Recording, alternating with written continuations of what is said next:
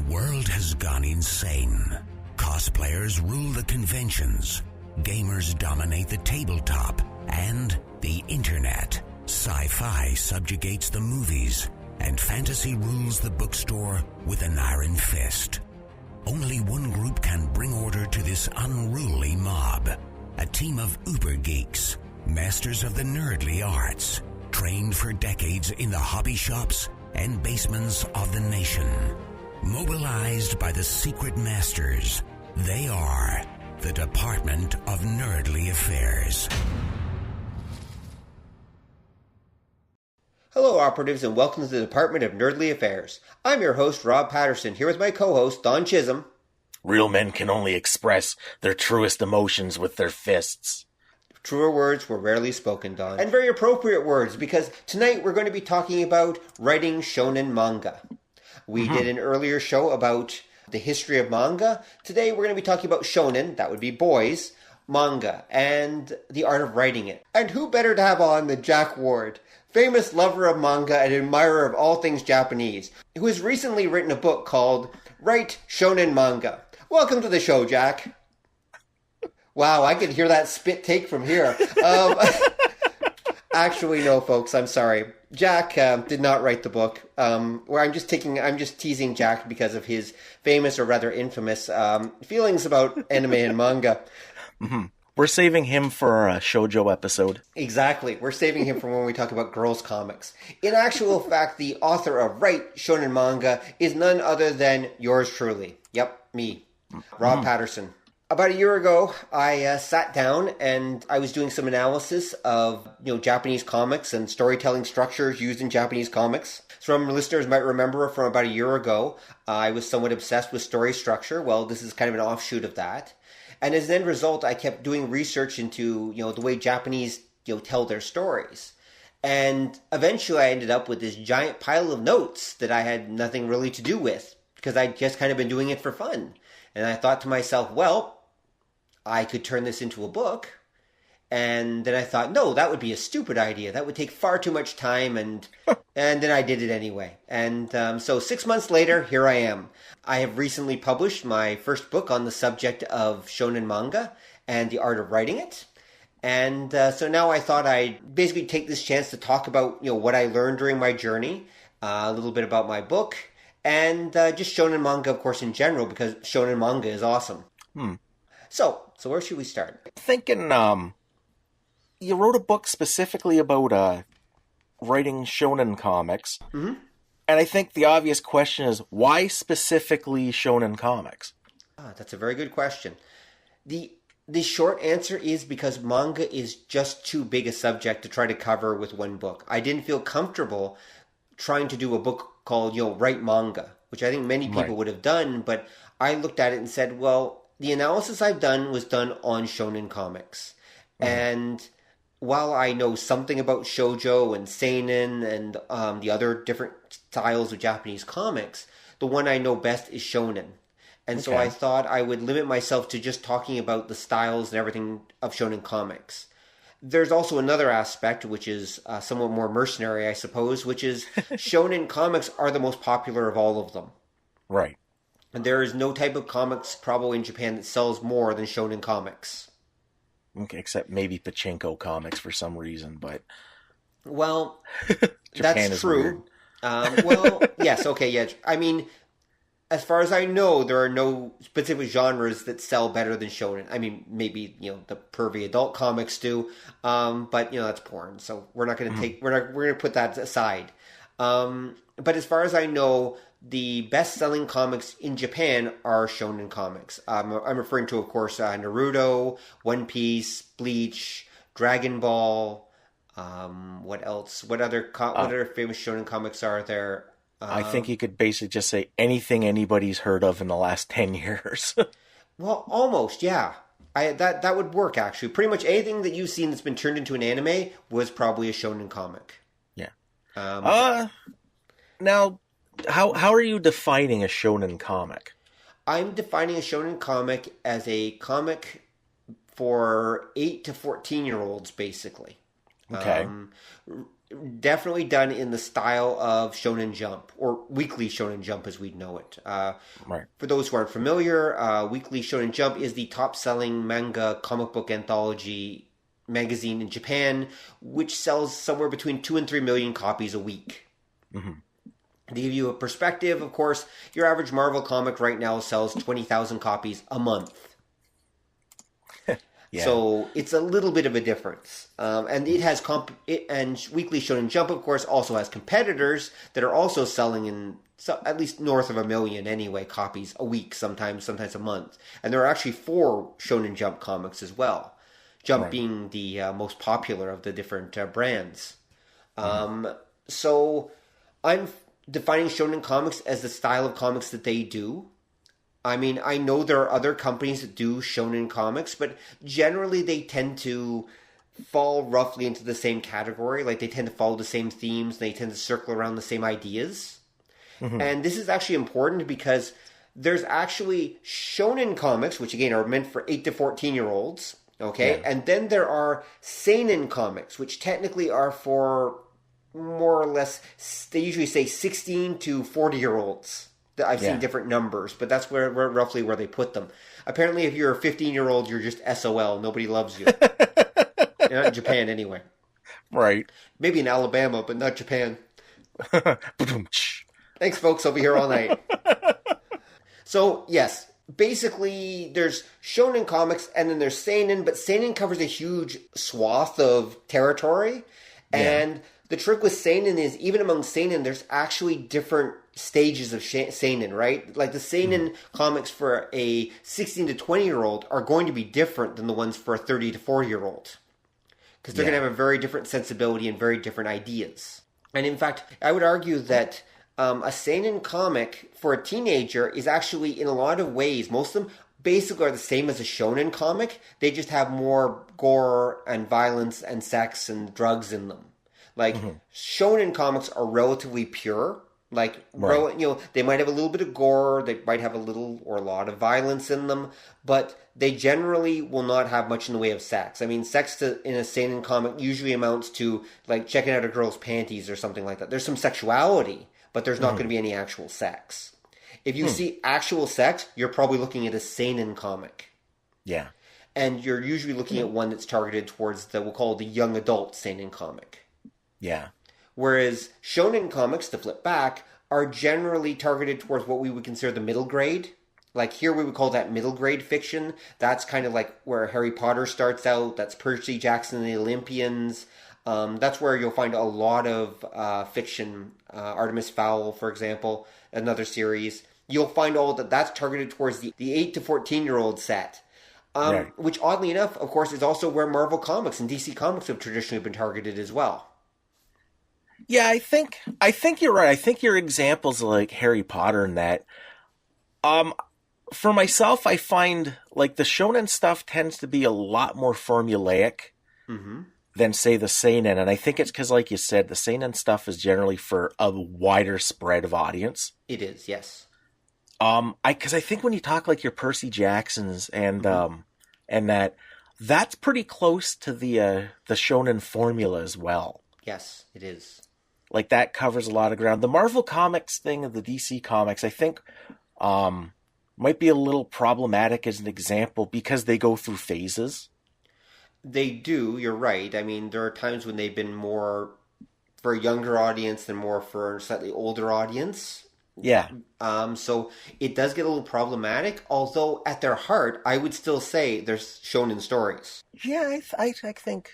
And I'll explain why. There's a very simple example I can give with this. All right. So one of the ways that authors often talk about the difference between young adult stories, which are meant for teenagers, and middle grade stories, which are meant for roughly 8 to 12 to 13-year-olds, is that they will say this: a young person who's like only in that 8 to 13-ish range basically wants to fit into society, right? Okay? Right. And so they are actually looking for stories about how to fit into society and how to protect and preserve society. Okay? They're actually about preservation. They're actually about fitting into the existing system. They're about becoming part of the greater world, okay? But mostly they're about protecting the world as it is. Whereas the psychology behind young adult, at least this is how authors approach it, and it seems to work very well, is the idea that teenagers, on the other hand, want to make their own world. They want to follow their own path. They want to chart their own direction. And they want a story where generally the character is actually disrupting the world and, if anything, remaking it in their image. Mm-hmm. Okay?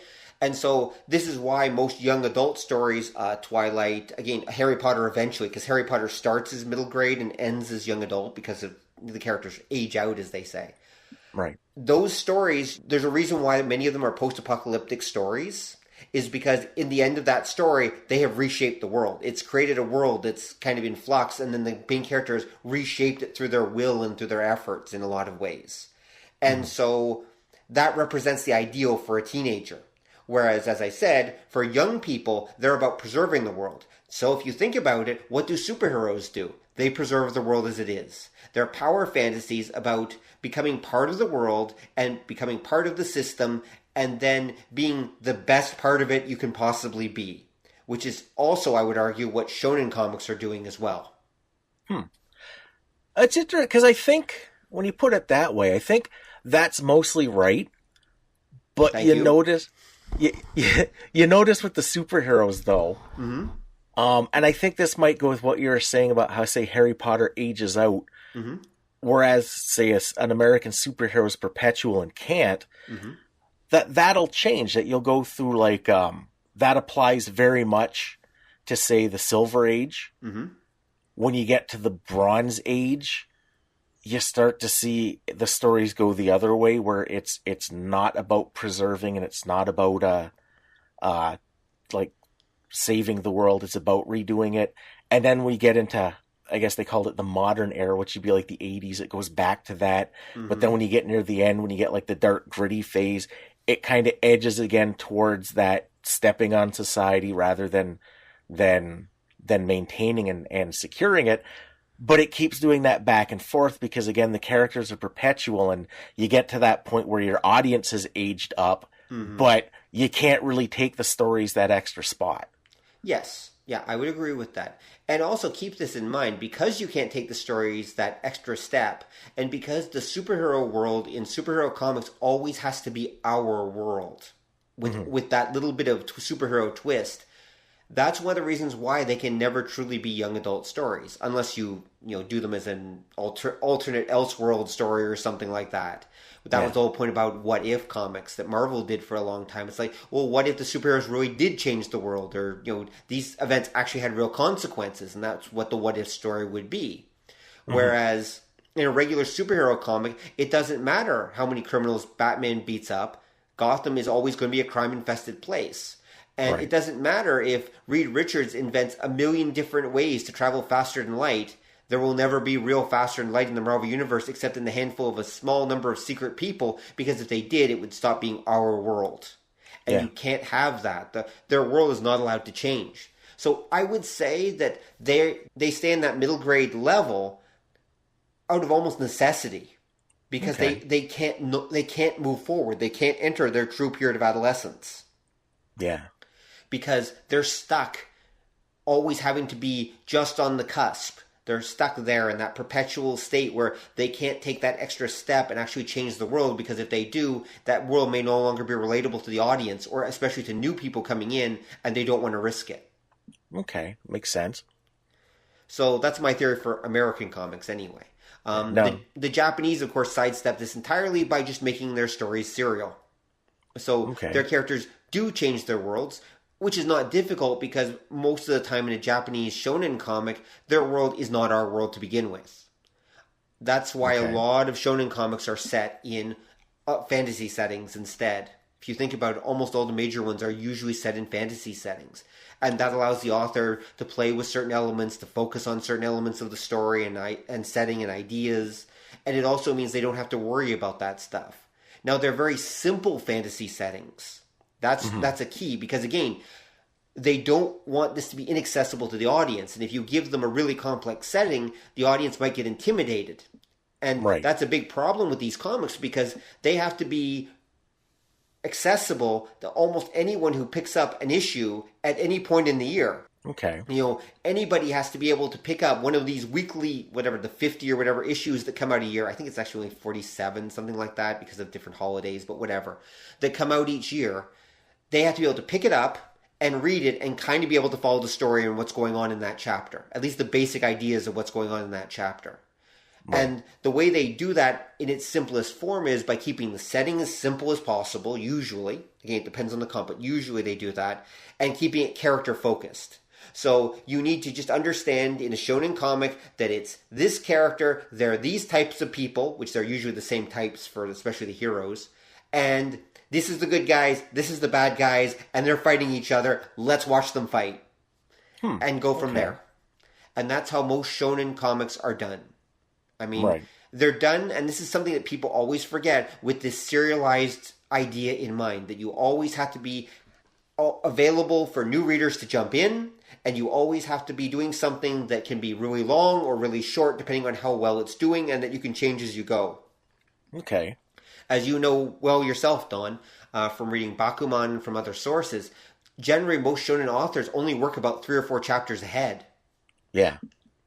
Because they're constantly worrying about, well, how are the readers going to react? What's my ratings going to be in the next issue? And if I need to change the story. Yeah, there's that, and I've also noticed that what a lot of the Japanese comics do, and they've done for a long time, it's similar to how the Europeans do it, but the Japanese do it sneaky. That they essentially write any one of the comics. It's a bunch of different chapters, and each chapter is kind of like a mini adventure. Yeah. And it seems like that's like that. The Europeans will do that, but they'll put it out as a volume. Right. And then that volume will be like a self-contained story. And they might do a next volume, which will be, it'll tie into the last one, but it'll be its own little thing. It'll be like a whole new story. Right. Whereas the Japanese seem to do that too. And it's that idea that it gives you more jumping in points for new readers. And if the book gets canceled, you can kind of end it without it just stopping. Yeah, exactly. And they want to be able to have that flexibility. I mean, they want stories to be able to end that way, partly so that you can collect them later in volumes and make more money from them. Yeah, because that's one of my kind of pet peeves is a lot of newer stuff you can tell is written for the collections. Oh, it absolutely is. It's absolutely written with the idea that the collections are usually 8 chapters, 8 episodes, whatever you want to call them, per volume. All right? And so they write them with this rhythm in mind, where the volume is building up as it goes towards some big event that'll happen at the end of that 8th chapter, and that forces you to come back and read the next volume, to buy the next volume, basically, to continue the story. So we're looking at these cycles where each chapter is leading you to the next one. It's actually setting it up so that you have to read the next one to find out exactly what happens next, usually. And then the 8th one is a really big cliffhanger to make sure you buy the next book. Yeah. And so they never finish anything, usually, within a volume. A volume will almost always end on a cliffhanger of some kind, or a suspense note, basically, unless it's the very last volume of the whole series, usually. Yeah, and then that leads to a lot of, I've seen a lot of the pacing will be off because they'll put an extra chapter in to fill it out to that 8, but that chapter won't quite tie into the main story. Sometimes, yeah. Yeah. And sometimes they'll go back and add extra chapters, as you said, or they'll add extra pages. One person, the guy who does One-Punch-Man, Murata, I'm trying to remember what his first name is, but whichever, he actually is kind of infamous for that, where he does a whole chapter of One-Punch-Man, and then when the collection's coming out, he goes back and redraws a bunch of them and adds extra pages and mucks with it again. Yeah. So there's actually at least 2 versions of every one of his stories. Which is true, and some of them are very, very different. Yep. Yeah, he's really mucking around with them. Now, mind you, there's a catch. Some of them are actually, art-wise, are dynamically much better. Often he's just thought of a better way to draw it, so he went back and redid it in a cooler way, basically. Yeah. So, yeah, that dude is a monster. I mean, he's basically the Saitama of comic book artists. And I can actually prove it. So as of us recording this show, okay, we're about a day out from his next release of the next, we'll call it, quote-unquote, chapter of One-Punch-Man, okay? And he does this on one of these live streaming channels. So he lets people watch him work. And so he has this little table, the hand-scribbled table that he keeps next to him with checkmark boxes indicating how many pages are going to be in each chapter, all right? And the next chapter that's due out tomorrow is 137 pages. Uh-huh. You have to realize something. He put out the last chapter less than a month ago. Mm-hmm. That dude just did 137 pages of manga art in 1 month. Now, our audience, for those who are not familiar, might not quite comprehend what I've just said. A normal manga releases 16 to 18 pages a week. All right? Mm-hmm. So it is doable. I mean, let's just round it to 20 for fun, assuming there's a splash page or whatever else is there. So a normal manga artist might release 80 pages a month, okay? Murata just did 137. Okay? And that 20 pages a month, that's done with a whole team of assistants, which Murata does have. Mm-hmm. But still, that's an insane level of productivity. His normal releases for One-Punch-Man are only usually between 30 to 50 pages tops for once a month. Right. And this time he did 137. And nobody knows exactly why he did 137, but for whatever reason that guy has decided to do it. He is literally a monster manga artist. Yeah. Like he's astounding what he's capable of. But anyway, we should probably go back to talking more about manga itself. So manga first appeared, just to give a quick history for those who missed the history lesson, and a little more specific one. Shonen manga first appeared about I believe it was 68 is when Shonen Jump premiered. Yeah. There was Shonen manga before this. I mean, obviously for young boys, but Shonen Jump is kind of like the Marvel Comics of manga. They're basically the ones that do it best and have kind of set the standard for how everyone else does it. Yeah. When they first appeared, of course, they were a variety of stories, mostly like racing stories and some gang stories and some martial arts stories and, adventure stories and a mix of stuff. And with each decade, they've changed. In the 1970s, I believe Shonen Jump was actually the home of Mazinger Z and the giant robot revolution that would come in the very early 70s. Yeah, I'm pretty sure that it premiered in Shonen Jump, and then they would go on to do many other things. Eventually, they would be involved with kind of the action hero genre of the late 70s and early 80s. There was also the gang story genre, which was really popular for a little while there during the 80s as well. That's where you get these roving bands of schoolboy toughs that like banded together to beat up other gangs of schoolboy toughs. That was a really big genre for a little while there. It was, wasn't it? It was. Also sports stories as well. We got Captain Tsubasa, which is the famous Japanese soccer sports drama. I believe might have been a Shonen Jump comic as well. I'm not 100% sure on that, but it was definitely a shonen comic anyway. And there were various sports dramas that took place in shonen comics. And so they've slowly evolved over time. And then once we got into the 80s, of course, we got Dragon Ball itself.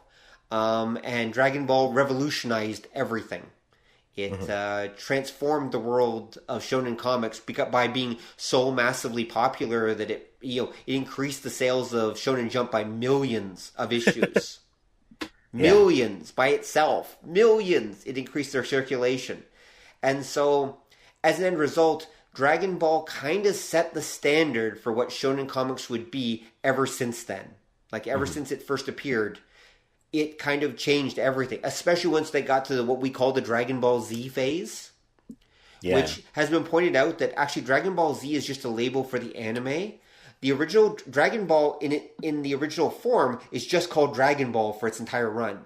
Mm-hmm. But what we call Dragon Ball and Dragon Ball Z, or differentiate between the two, is when Goku is a kid and when Goku is an adult. Yeah. When he's an adult, it's Dragon Ball Z because that's what they call the animated version to differentiate it. But the actual comic book itself just has a time jump and doesn't actually change the name. At least that's what I read anyway. Yeah, they change it for the show, I think, because what ends up happening is Goku's the main character. but Gohan becomes kind of like his son becomes, he ends up becoming the main character. At one point, the focus shifts to him. And for the animation, I think when you get a Gohan coming into the story is when they start calling it Dragon Ball Z. So it's basically the next generation at that point. Yeah. That's a good way to look at it. Yeah, okay, yeah. And like the comic didn't do that. The comic just continued on and on and on and on. I apologize to Dragon Ball fans. My Dragon Ball knowledge is spotty. I haven't read all of it. I've read chunks of it, but I haven't read all of it. It's one of those comics that there's a lot of Dragon Ball. There's a lot of it.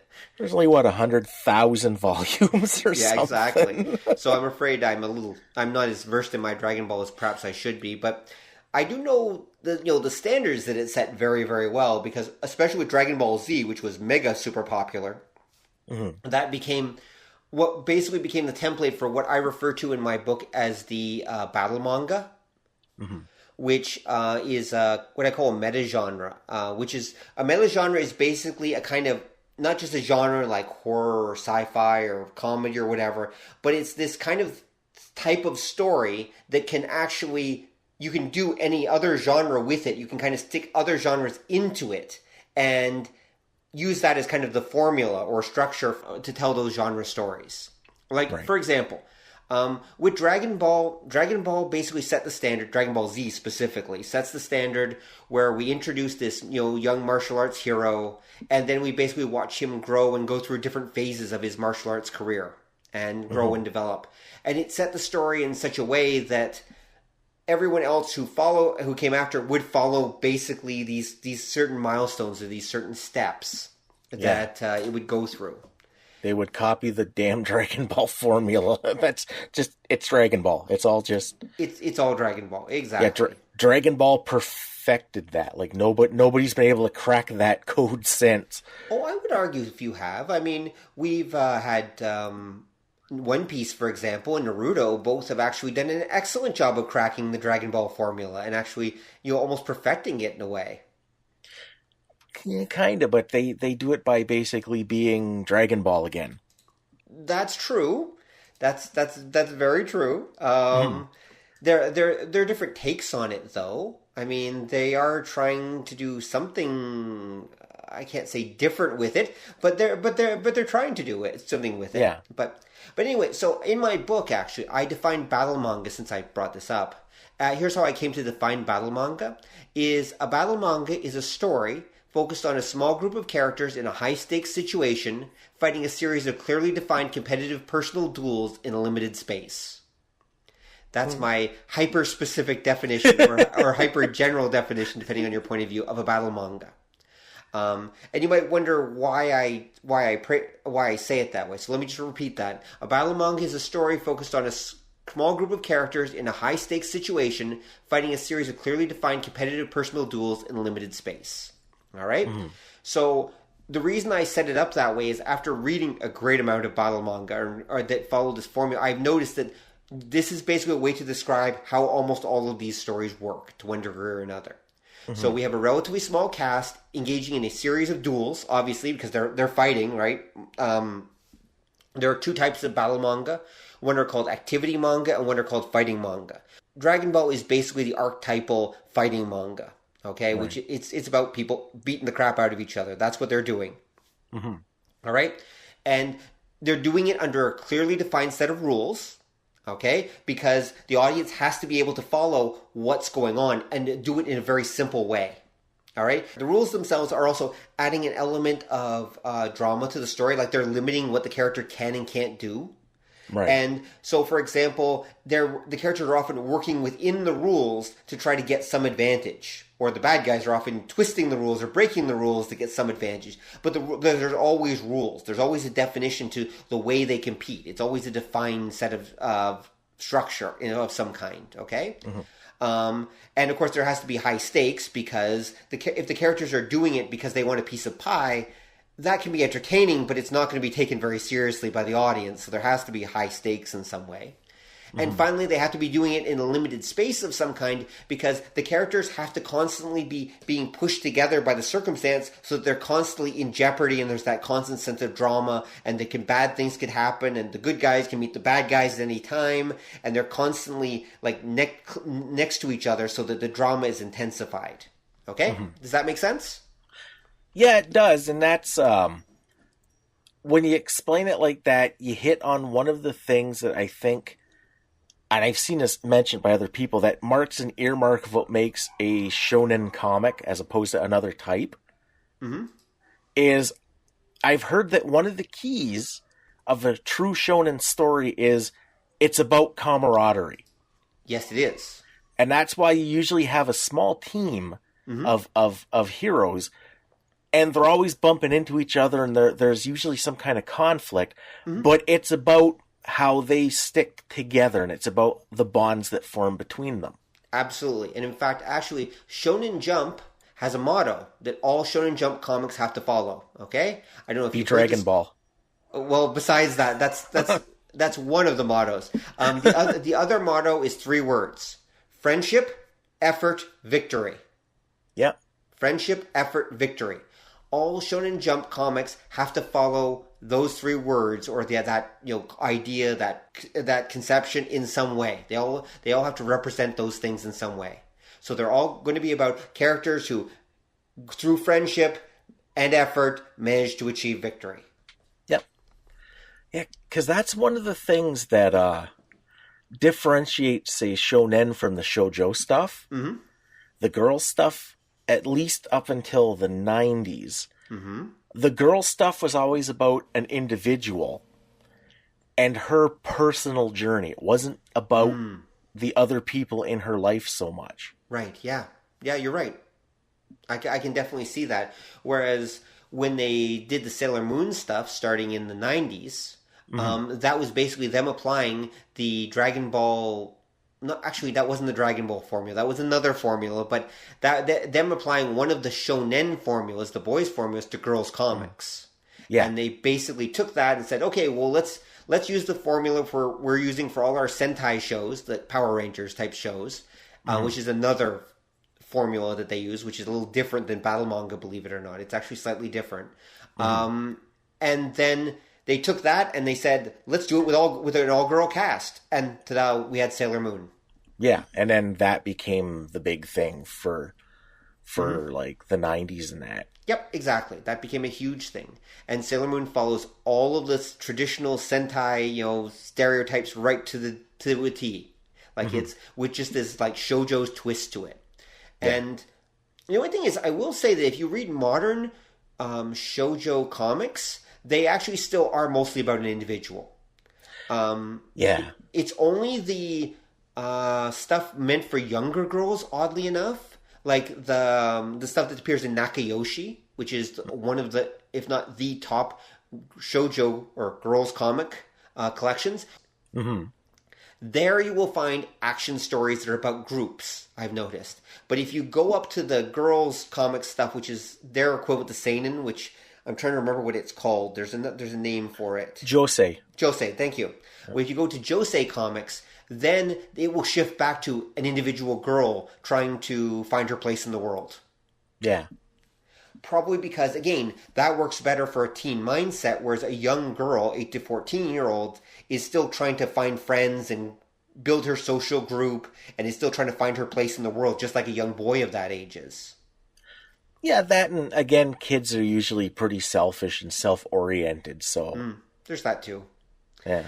Yeah, so, anyway, so yeah, that's definitely true. So that's battle manga. As I said, there are 2 kinds of battle manga. One is a fighting manga, which is generally about, people, beating the crap out of each other, and it's Dragon Ball, basically. Dragon Ball, One Piece, Naruto, those are all battle manga.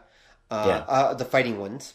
Then there's also another kind of battle manga, which I find even more fascinating, which is activity manga. Right. And they are still following the battle manga formula. They are absolutely still following this staged fighting as the character goes through their evolution as a character. But the trick with activity manga is it's not set around a fighting competitive art. It's set around usually something else. Like, for example, an activity manga will be about sports. It will be about cooking. You could literally do an activity manga about almost anything, and the Japanese have. Yeah. Yes, they have. You could do it about board games. That's what Yu-Gi-Oh! Is. That's what Pokemon is. I would argue falls actually into the activity manga category. Another thing, too, about activity manga is usually they're also about teaching the audience something about a particular subculture and about a particular activity. That's why I call them activity manga. So, for example, stamp collecting. You could do an activity manga about stamp collecting, where the characters are constantly competing with each other about who can get the rare stamp, or about who can recover a stamp, or things like that. And in the process, the audience is learning about the different kinds of stamps, and the different ink that they use, and the different paper they use, and which stamps are valuable, and which stamps aren't valuable. And, Hito has to quickly race out to Yokohama to get that stamp before his rival does. That they both just found out that there's a rare stamp has been spotted in this stamp collecting store. But when they get there, the stamp collector who's running the store will suddenly say, "Oh, both of you want this stamp, do you? Well, let's have a contest to see which of you knows more about stamps." And we'll suddenly be quizzing them on stamp-related collecting stuff. And, oh, God, yes. And Don's laughing because this is exactly how it works. Go ahead. And it really is a formula. And you can do anything. You can do it with stamps. You could do it with growing plants. You could do it with fashion. You could do it with and they do. They use this freaking formula for everything. And the funniest part, too, about it, and this is what I'm laughing at, the stylization and the imagery they use is the same as the fighting books. Yep. Because I've seen like crazy stuff, like the cooking things, Oh yeah, where it'll be like, and who can make better pancakes? And they're using all these like dramatically lit like action scenes, and the guy will take a spatula, and it'll be like a 2-page spread of just this guy like pointing his spatula at the other dude and saying, "My pancakes will be fluffier," and it looks just like a fighting comic, except they're making pancakes. Yep. Yeah, we never did that here. That's something I think we kind of missed out on. I do think we did, because one of the things about activity manga is they're incredibly, when they're well done, I mean, they're incredibly, what's the correct word? They're incredibly gripping in some ways. Like, I'll give you an example. The comic that actually first started me on this whole path of research was actually a comic called Robot X Lazerbeam. Oh, which I think even got mentioned in a previous show. Yeah. And which is the golf one. Look, I hate golf. Okay? Golf is one of those things that I find boring beyond all belief. To me, it's like watching paint dry. Golf is the most boring thing ever. But I started reading this golf manga called Robot X Lazerbeam, or whatever, that started about a year ago in Shonen Jump. I can't stop reading it. It's the most fascinating thing ever. They made golf the most... And I was reading it, and I'm going, why is this thing so compelling? Why do I have to keep reading this? Why can't I stop? And I ended up throwing myself into this research, partly because I wanted to know why I was finding this damn boring golf comic so fascinating and couldn't stop reading it. And the answer is because it was still using the same formulas that all the fighting stuff was. They're still using the same styles. They're still using a lot of the techniques of drama that a lot of the fighting stuff is. And they managed to spin it in just such a way that it actually makes it really interesting. And so, yeah, it's Robot X Lazerbeam's fault. That's really what this whole book is the fault of. It pretty much is. I mean, yes, I've been reading manga and watching anime for like 30 years, but it really comes down to Robot X Lazerbeam. That's the one I blame. You know what's really weird about that? What? There was another golf comic that I remember from the 80s. I don't remember the name. The only thing I recall, the one guy had his lucky like far whacker. I don't know the technical names for the golf clubs. And it was the frying swallow. You're kidding. Because it was engraved on it, and they do the art, the super detailed realistic art, and it was FRYING. And I think it was supposed to be flying, but of course it was. R's and L's in Japanese are the same sound. They don't differentiate them. So they have a habit of writing R or L when they actually mean the other letter. Yeah, or just randomly interchanging them. And because we had a discussion about that comic a long, long, long time ago. I don't know if you remember. and it had to do with Batman. Okay. Because, I don't know if you remember, we had a discussion, and it was, if you're comparing characters to see who is tougher, because I believe we were doing this for writing role-playing games back in the day. Mm-hmm. How do you decide who is tougher? Like who would win the fight, Batman or Kenshiro? Well, Kenshiro probably. But Kenshiro. It's the idea that when you deal with something like, say, a comic, there's two realities you have to take into account, and that's what you're looking at and what the idea behind it is. Because Batman is supposed to be, he's not the top hand-to-hand combatant in the DC universe, but he's up there. Yes, yeah. I think like Gold Tiger is the only guy who's supposed to be tougher than Batman in a fight. I believe there's a character called Richard Dragon who's actually supposed to be number one in the DC universe. Okay, we might be talking about the same guy. No, because... Wait, no, you mean Bronze Tiger, but Bronze Tiger, yeah. Bronze Tiger's a black dude, whereas Richard Dragon is a white dude who managed to, like, master, like, every martial art in, like, existence or something like that. Okay. They introduced him a little later on, so maybe you're not familiar with him. But anyway, sorry. But you get that idea that these are the top guys. Right, yeah. Now, the way American comics are drawn, they tend to be kind of matter-of-fact art-wise, even with the action. Mm-hmm. But then you go to say, like, to compare that to a Japanese character, you have to take that idea into account because Japanese comics are always, the action is very overdrawn in most of them. Yeah. And we talked about this golf comic because you would have these scenes where he's, like, doing his far shot, whatever the hell they call it in golf, and it'd be this wind up and, like I say, these 2-page spreads of this guy, and it just looked like the universe is coming to an end when story-wise he's just making his shot. Yeah. Yeah. But visually it's crazy, and you look at that, and if you compare that just visually to like an American comic, like that club would just knock Batman into like the Marvel universe, like really. Yeah.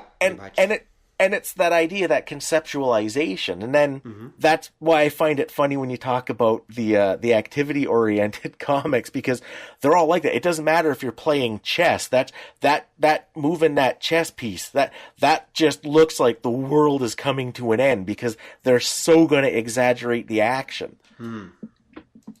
Yeah, exactly. Yep, that's exactly what they'll do. And through that exaggeration, through that these cinematic techniques they use in manga, they manage to bring everything to life, they manage to give it a kind of hyper reality that makes it fascinating and interesting no matter what it is, even if it's freaking stamp collecting or growing plants or golf or whatever. They manage to bring it to life. And that's one of the things that just absolutely fascinates me, both because they do it on a story level and they also do it on the art level. And they make it work in such a way that it all comes together into this glorious piece of art. I was going to say insanity, but whatever. Oh, that works too. Yeah, insanity works too. Insanity definitely describes some of it as well. So this fascinated me, and I wanted to start doing more. And as I did more and more research, I just ended up with all these notes and everything. And so that's where my book pretty much came from. So let's see. So there's battle manga, and they basically are you have fighting manga or activity manga. But again, they're both generally following the same formula structurally, both short term and long term. Like they're both heading towards a very similar end.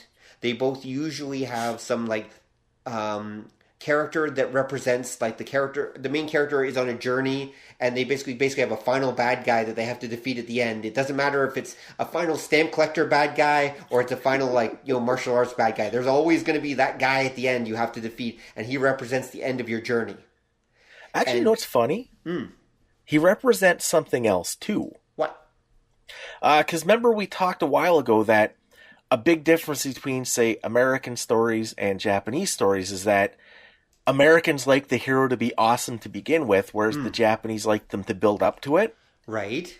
That rival is usually awesome to begin with. Yeah. Yes and no.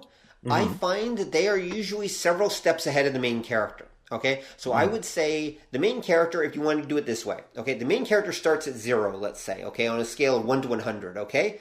The bad guy usually, now this depends on the genre we're talking about, okay? If it's a fighting comic, like as in, martial arts stuff, the bad guy probably starts on a scale the bad guy probably is sitting up close to like 70 or 80 when the hero starts at 0, okay? Right. And that's kind of how it comes together. Whereas if it's an activity manga, I find often the bad guy, the hero will be at 0, and the bad guy will only be at about 30 on that scale.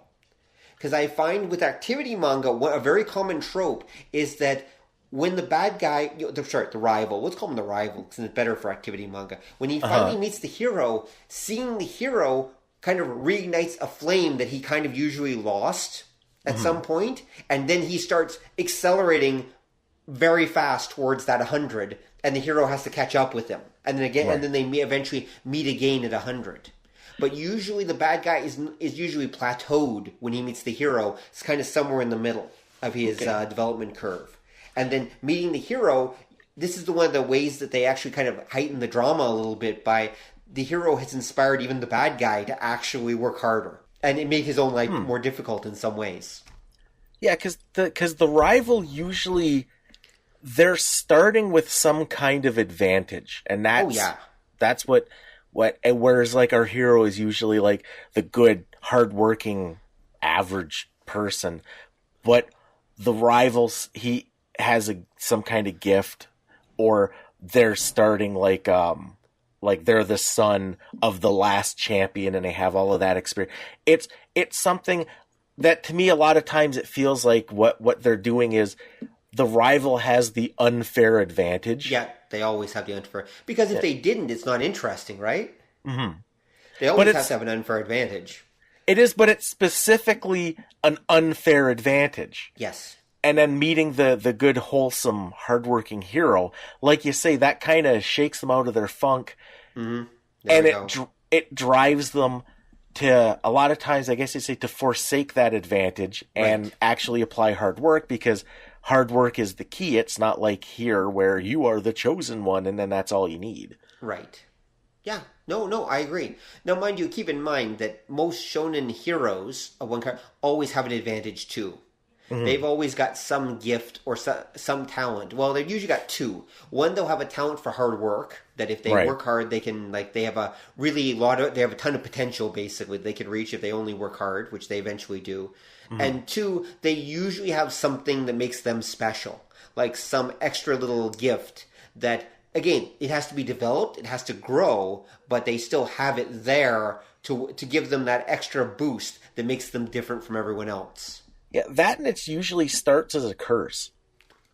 Well, they often consider it a curse of some kind. Yeah, you're right.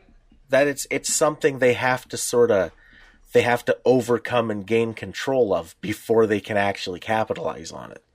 Yes and no. I mean, it does depend on the comic. I mean, one could say that, for example, in One Piece, Luffy's ability to stretch is not a curse. The only curse that comes with it is if he drops into the water, he sinks like a rock. He basically become paralyzed because if you're a devil fruit user. But oddly enough, they don't really use that very much in the story. In fact, it pretty quickly went away. So that's not a big curse. But in the case of, say, Naruto, for example, spoilers, 20-year-old spoilers, Naruto has a giant demon fox spirit hiding inside him that is a curse. And is definitely trying to take him over and, do evil stuff at first until Naruto can eventually get control of it. Yeah, there's a bunch. I'm thinking of Hikaru no Go. Okay, yeah. He has that spirit, Sai, if I remember right. Sai. Yep. And that gives him his advantage at playing. Yep. But Sai is one of the most whiny, annoying assholes ever. And that's the curse. So he won't let Hikaru just be his typical lazy kid self. Well, that's exactly it. You have to have a quote unquote curse element to it, because otherwise the hero would just use that and kick butt. I mean, so there has to be some reason why the hero can't just use their gift to just, be just like the bad guy and kick everyone's butt beyond them being a good-hearted person. Usually they have to find some way to get control over their abilities, which they only have limited control over at the beginning, so they have to work hard. Again, it's that effort business, remember? Yeah. Effort, friendship, victory. There has to be that effort. The character has to be working at something and working to achieve. And if they don't have to put effort into it, it's not going to work. It won't be a proper shonen story. Yeah, it's the same thing like Bleach. Bleach was the same, that Ichigo could see spirits, but they mostly just irritated him because he didn't really care, and he didn't have the ability to do anything about them at first. Yeah, at first, yeah. And then eventually he figured out, oh, well, I can do something about it. Well, if I remember right, he got Ruika's powers. Was it Ruika? I think something like that's her name, right? Yeah, I was never a big Bleach fan. But but yes, I mean, I like stories with backgrounds. Ooh. Anyway, so sorry. 20-year-old slam. Exactly. Not 20-year-old. When Bleach first started, it actually did have backgrounds, but eventually the creator got so lazy he just stopped drawing them after a certain point, and that was a horrific case of the background and setting really doesn't matter. It's all about the characters. Well, he took it to a new extreme. It was just characters fighting on a white background. Yeah, it's true. So anyway, I found that there are actually a couple other kinds of shonen manga types meta-genres that we could talk about. Okay. Another type are what I call procedural manga. And these are stories that are built around a character following some kind of procedural steps to achieve a goal. Right. A traditional example of this would, of course, be a mystery manga, where you have to follow the traditional procedure of you interview the suspects, you search for clues, you go through the steps, and eventually you find you get your result. Basically, you figure out who did it. Right. Procedural manga mysteries are not as popular as they once were. I mean, in fact, the only shonen one that I know of that still exists, actually, there's two. There's Detective Conan, which has again run since like the early 90s. Although I hear it's just about to end, actually. The mangaka, after like 20 plus years, has finally gotten tired of it. And there's also, oh my god, I'm forgetting the name of it is just on the edge. It's not, there's Tantei Gakuen Q, which is one, but there's another one. Oh, Kindaichi. Yes, Kindaichi, the Kindaichi Files, which is another, similar to Detective Conan. Again, they're teenage detectives, basically, that, get involved in murder mysteries. And so they spend a couple chapters, solving a mystery with lots of weird stuff happening, basically. Right.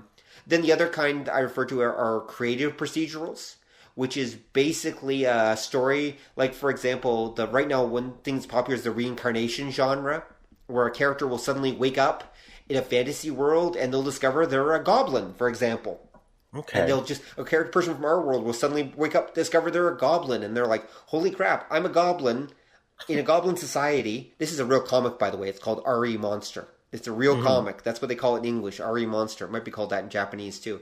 And he's like, okay, I have human knowledge, but I'm a goblin, a baby goblin, in fact. What am I going to do? And it's about them basically figuring out the steps of how to fix their situation in this case. How to use their knowledge to benefit the world around them and to change their life and improve their life. That's a popular one. Another example of a creative procedural is Sword Art Online, lit RPG ones, where a character gets stuck in like a game or something like that and has to puzzle their way through how to finish this game and get out or beat the game or whatever. Popular one. And then there's my most favorite creative procedural ever, which is running right now, which is called Dr. Stone. And Dr. Stone, well, Don, tell us about Dr. Stone. Isn't that the one, it's a Boichi one. Yes, it is. Obviously, you're not reading as highly as I am, but okay. No, I saw like the first one. It's because at least it starts with it's like a disease that's turning people into statues or something, isn't it? Not exactly. What happens is it's about a character named Senku, who's like the scientific genius. He's kind of like almost a Doctor Who level genius. And one day suddenly everyone in the world gets turned to stone. Okay. Everyone in the world just bang is suddenly turned to stone one day, and no one knows why, including our main character. All right. Then like 20,000 years pass, basically. And then suddenly, thanks to certain circumstances, he wakes up. It's originally following his buddy, whose name I forget. And he wakes up and he's like, holy crap, the stone basically suddenly turns out to be a shell, and it just falls off him. And so suddenly he's in this post-apocalyptic world surrounded by the statues of all these other humans, the ones that haven't broken or shattered over the years, and all of humanity. But, the world's all overgrown with plants now. There's animals around. Like, everything's gone back to nature. And so he's like, how do I use my scientific genius to restore civilization? And that's what he sets out to do from scratch. Okay. And so... dude, you have to read it. It is like one of the most awesome comics ever.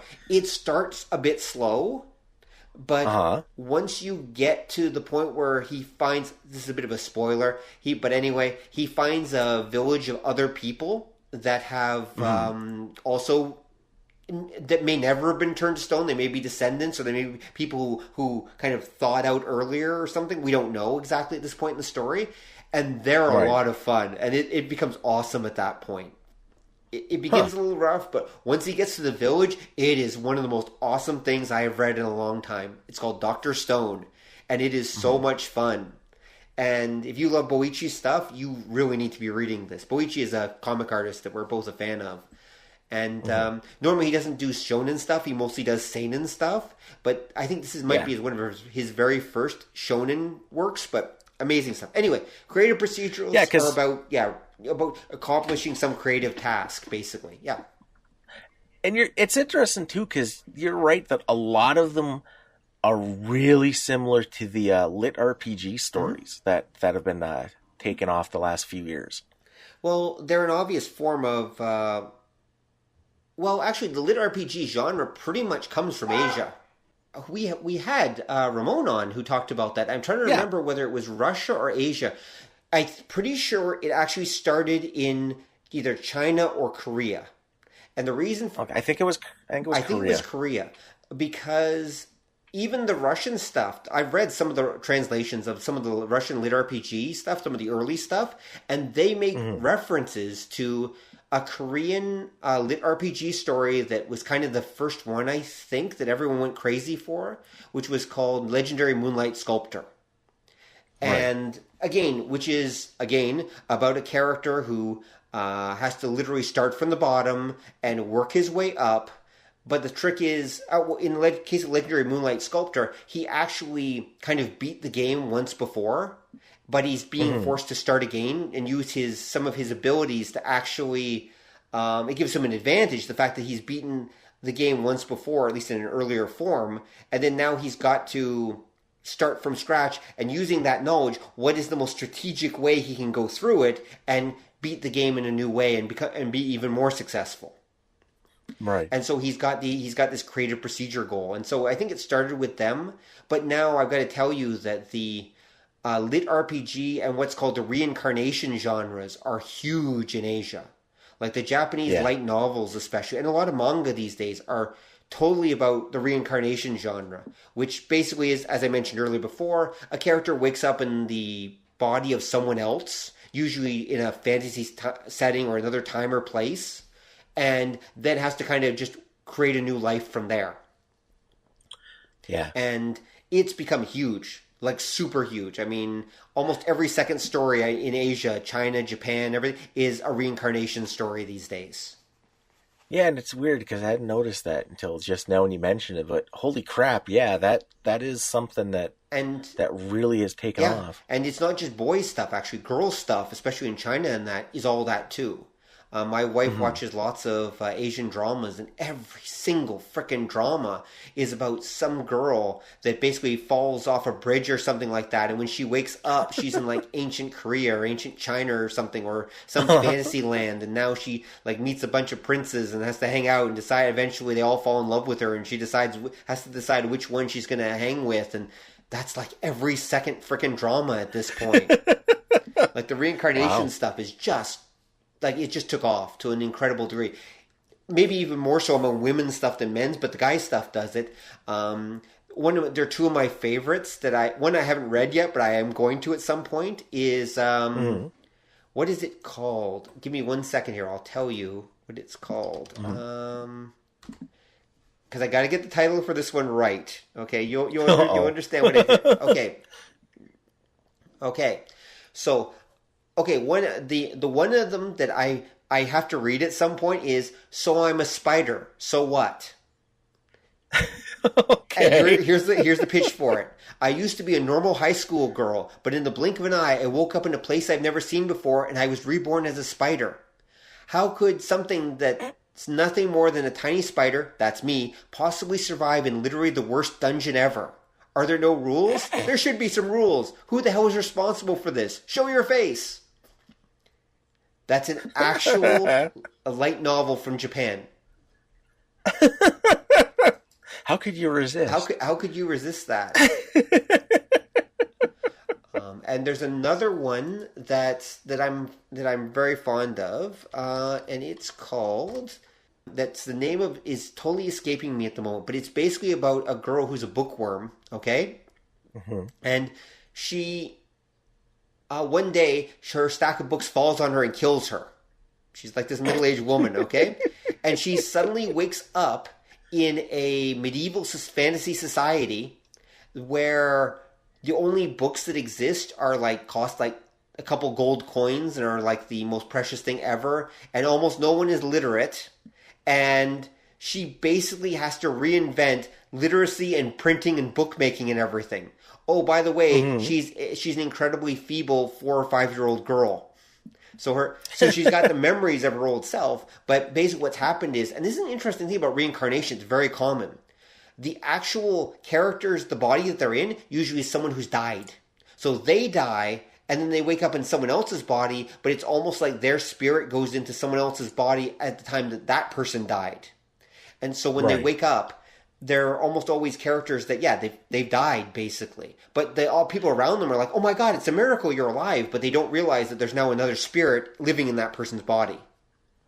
That's kind of weird, because that was the one French comic we were reading. That's kind of a lot of like what that was about. Yeah, okay. Ekho. What?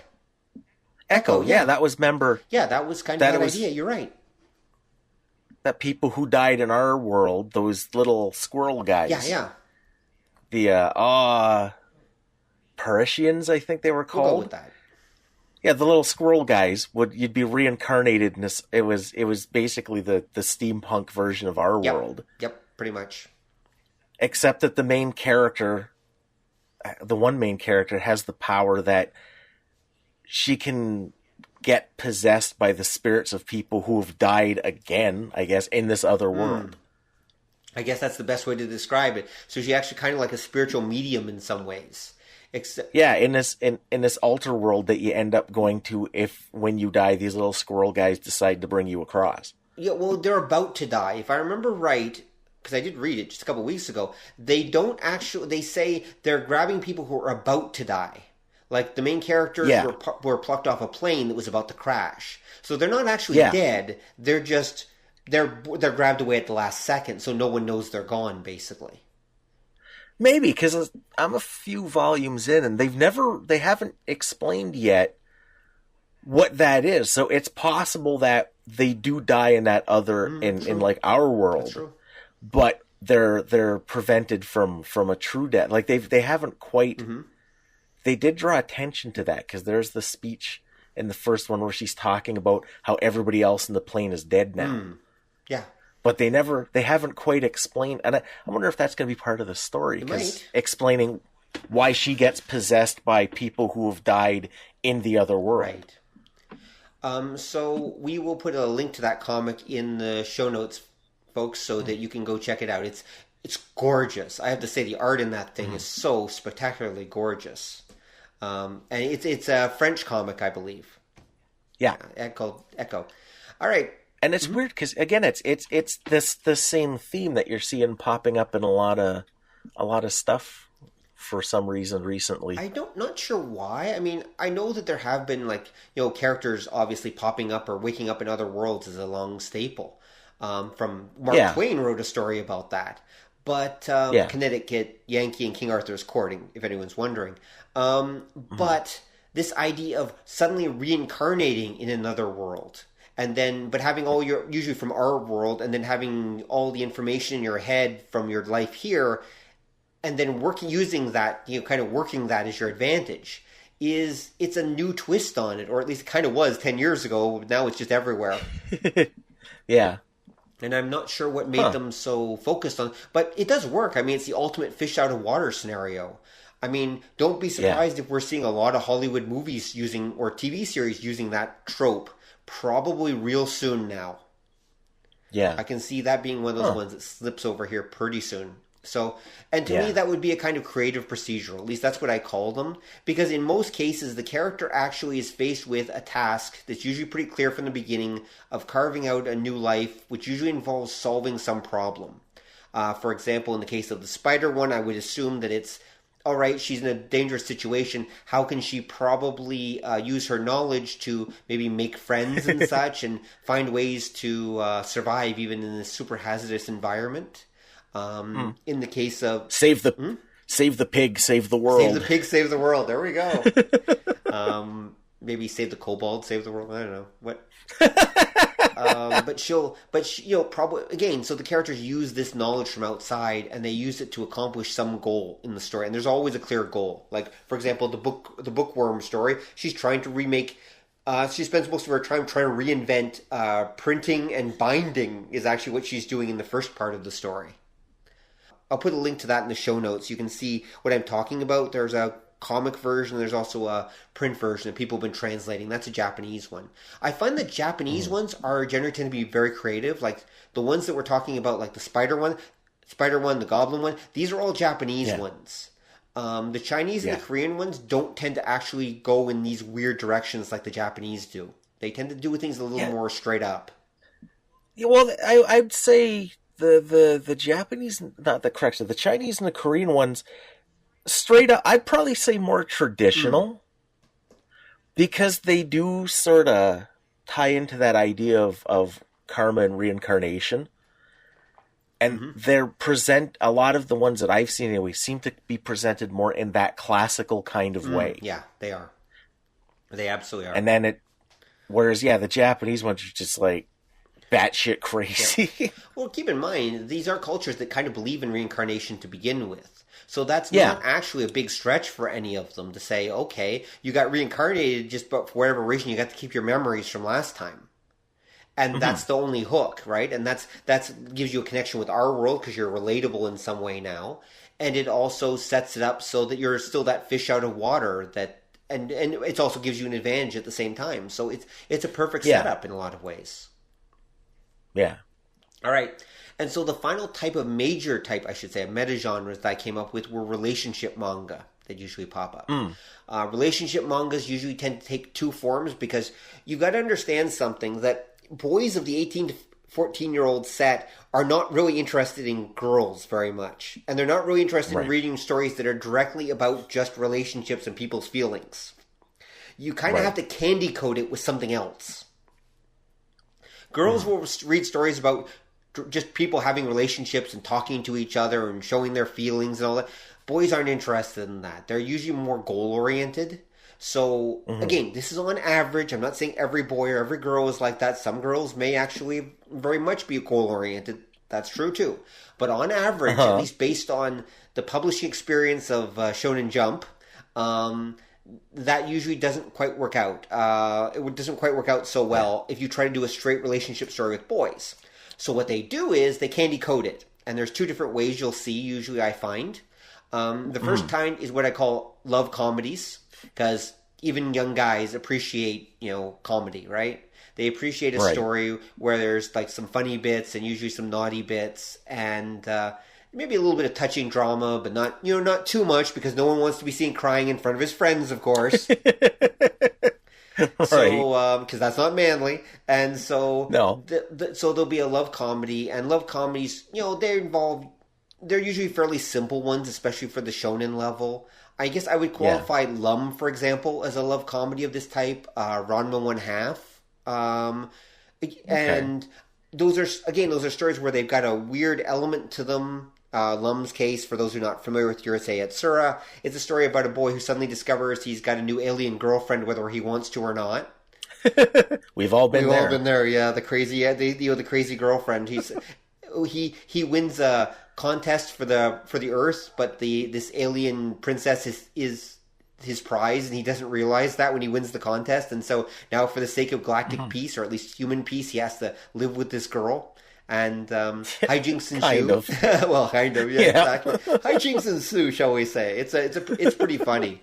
Then there's also Ranma 1/2, which I believe would still qualify as probably shonen, and sort of, which is again about similar story about another couple that's forced together. In fact, that's a standard love comedy thing.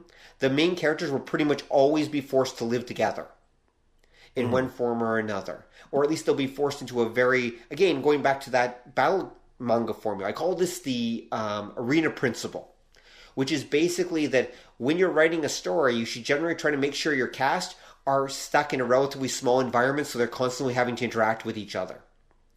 Because you have to explain, well, if these people don't like each other, why don't they just leave? Yeah. And that's what the arena principle is, something you have to think about, is like, what reasons can I come up with why these characters just can't leave? Why can't they just walk away from each other? Because if the answer is they could anytime and they're just not doing it for any good reason, the audience isn't going to buy it. Yeah. And so you have these love comedies, and there are different kinds. There's like sentimental ones, like Orange Road, for example, which is just about a love triangle between a guy and two girls, and the guy happens to have psychic powers, but that's neither here nor there. Because again, shonen stuff, they like that extra little twist. There have been a few others that are just pure romantic ones. Like there was one called Eyes, which is written I''S. That was really big in the 90s, and that was I believe a very straight up, very touching kind of romance story. But again, it's a romantic comedy. There's still always going to be that comedy element to keep it kind of like lively in some way or another. Yeah, because I think for your examples, I think Ranma 1/2 is the shonen version of it. Urusei Yatsura, I don't think is quite a shonen comic. Right. Because it kind of gets back to the quote that we started this episode with. Okay. And you know where that quote is from? Where? From probably the greatest shonen dramatic series ever. Hokuto no Ken? No. Which one? Changeman Ken? G-Fighter. Oh, G-Fighter. Nope, G-Fighter. G-Fighter, okay. Because that was there was a scene where Domon was arguing with the rest of the team, and like one of the higher up official guys said that to I think it was Rain that was complaining about why they're always arguing, and that was what he said. True men can only express themselves through their fists. There we go. Yep. And that's the idea, because for a lot of the shonen stuff, there's always that dramatic element. Because again, it's always about the feelings of the characters, and they usually put the romantic thing in. Kinda. Well, that's the thing, right? A lot of shonen comics, the female love interest character is usually just there to basically be cheesecake. In other words, to add some, just to have a lovely girl wandering around, and to mostly just kind of encourage the hero, sort of. Yeah. I mean, they're really just a background element. Like, they really are. They're basically just at best supporting cast in most stories. Occasionally there'll be a motivator, but oddly enough, not usually. Because remember, these are written for boys 8 to 14, so the idea of the main character being totally in love with a girl and stuff is often kind of, ew, they're not really that into it yet. And so it's very common for the main character not to have any interest in the opposite sex, or at least they have a very puerile, very simple interest in the opposite sex. Maybe like looking at a girl's panties. They don't know why, but those panties are really interesting for some fascinating reason. When the girl is wearing them, of course. And sometimes not. Or looking down somebody's top. That's a popular. Yeah, exactly. Because that takes me back to Dr. Stone. Right. I got like 3 pages in, and I'm like, this is a Boichi comic. I haven't been staring down anybody's top in 2 pages. What the hell happened? You obviously didn't look at the color front piece to the very first issue, did you? No, I didn't know there was one. Okay. When you get a chance, go on Manga Fox and look at the very color front piece, and you will know that you're looking at a Boichi comic right away. Okay. But actually, this leads perfectly into the other variant of relationship stories that you'll see. Because they don't do straight-up ones. They do love comedies, and they do gang stories, which we mentioned earlier. Oh, yeah. And they're not as common. They were mostly an 80s, 90s thing, so they're fairly rare now, at least a pure one. But a gang story is basically about a group of young guys slowly forming a gang. And I don't usually mean a criminal gang. Usually, they're basically forming a social group. Usually, they'll start with one character meeting another character, and then they slowly meet another person, and they'll meet another person, and together, these troubled individuals who usually all have like issues in their lives or something like that will together slowly sort each other's problems out. They'll usually like fight some other gangs or something like that. Maybe or maybe not, it depends. Maybe they're motorcycle guys and they'll race other gangs or whatever.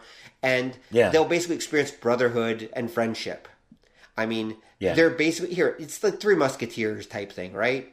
So, all for one, one for all. They'll basically learn the meaning of that phrase. And that's what a gang story basically is. And I say that it represents this because gang stories, generally speaking, often don't even have a love interest. They literally, there might be some girls there in the background, but they're literally just in the background.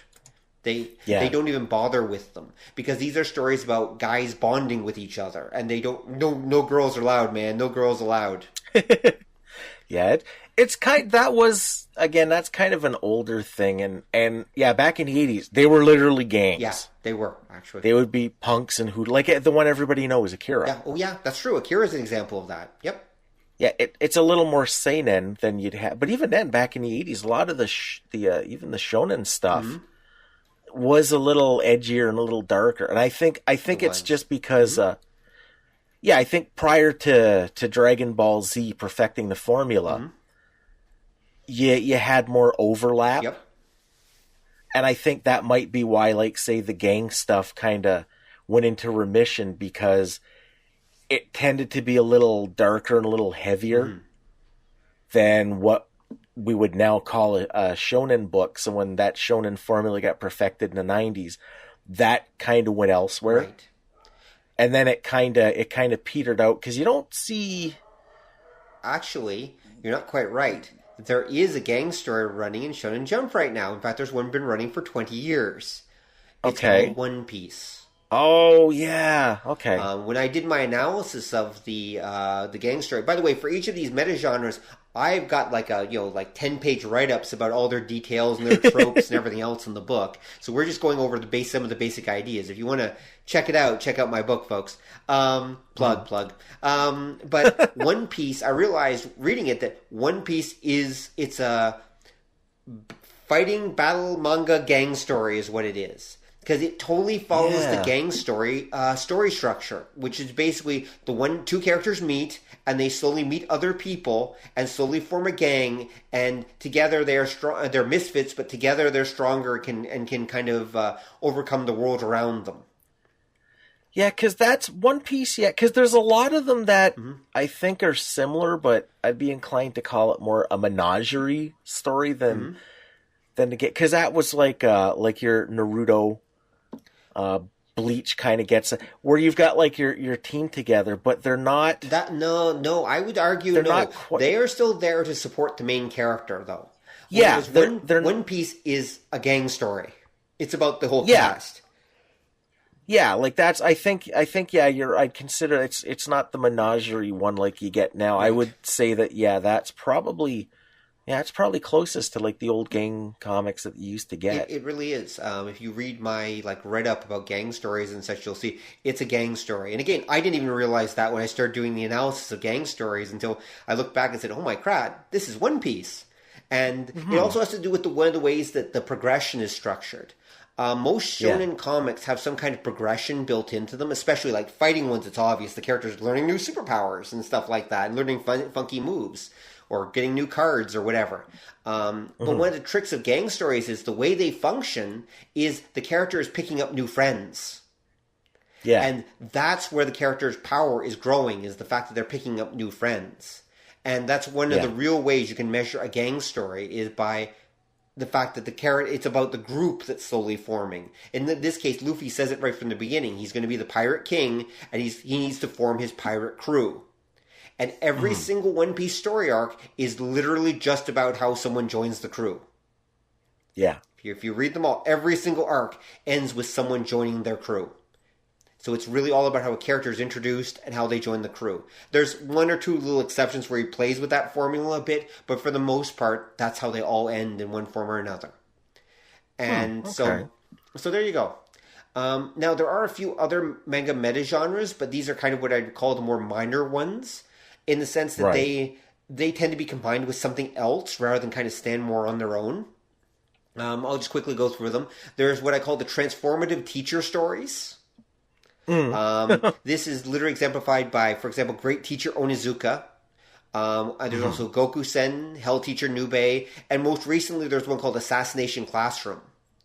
Yeah. And what these are is basically they're about a new weird teacher comes into a classroom, usually a class filled with misfits and teenagers who have troubles in their lives, and basically slowly sorts everyone in the class out. But usually, even though they're incredibly weird and wacky in some way, or like a misfit, like Great Teacher Onizuka, for example, he's a gangster. He's like a biker gang kid from hell, but he's decided to kind of reform and become a teacher. And he goes to teach at this horrible reform school. And then he begins using his background to start sorting each of the students out. And the way the stories play out, one key to these things is they're actually a form of procedural mystery. Where what's happening is each story is about a troubled student, and they're a puzzle to be solved by the teacher. And what we're watching is the students of the class slowly get transformed by this teacher who they always hate at the beginning, but by the end of it, they always love him. Yeah, that's a genre that we have in North America. Well, yes, that would be, was it? To Sir With Love. There it is. That's what I was thinking. Yeah. I kept thinking of like Mr. Phibbs or something like that. But it's because there's a billion of them. Yeah, like that. To Sir With Love. There's tons of them, and we do them, but we don't do them as a series. We do them usually as movies. There was Welcome Back, Kotter, but again, the problem with that is it was a sitcom, so he couldn't really transform them. He couldn't really change them. If I remember right, because you didn't want them to change because these characters are supposed to stay the same. So because we like episodic TV, we don't do transformative teachers properly except as movies, but we do have it. You're right. Yeah, there's like bajillions of them. So imagine a story like that, except that every story arc of the story is about a different student and how the weird teacher transforms their life in some way. Okay? And usually there's actually one of the students who is usually the biggest doubter of them all, plays kind of like the sidekick to the weird teacher. And it's often from their point of view. And we're watching it go through. Great Teacher Onizuka, also known as GTO, or my favorite is Goku-sen, which is kind of the female version of Great Teacher Onizuka, where she's like a mafia princess, Yakuza princess. And but she just wants to be a school teacher. I don't know, have you ever seen Goku-sen? I think I have a while ago. There's an animated version of it, and there was a live-action version of it, which I really loved. And again, she basically, she uses her resources to help sort some of her students out, but she's really passionate. She loves her students, but they don't realize that she's basically the queen of hell. And it's actually pretty cool. That plays that well. The next type of minor meta-genre, again, this one tends to be mixed with other things usually, is harem stories.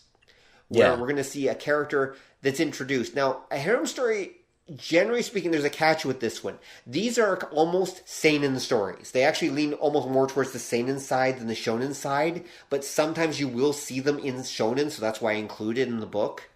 A harem story, for those who are not familiar, is a story where a male lead character ends up slowly collecting girlfriends, usually a whole bunch of them, and he helps them with their lives in one form or another, and they start hanging out with him.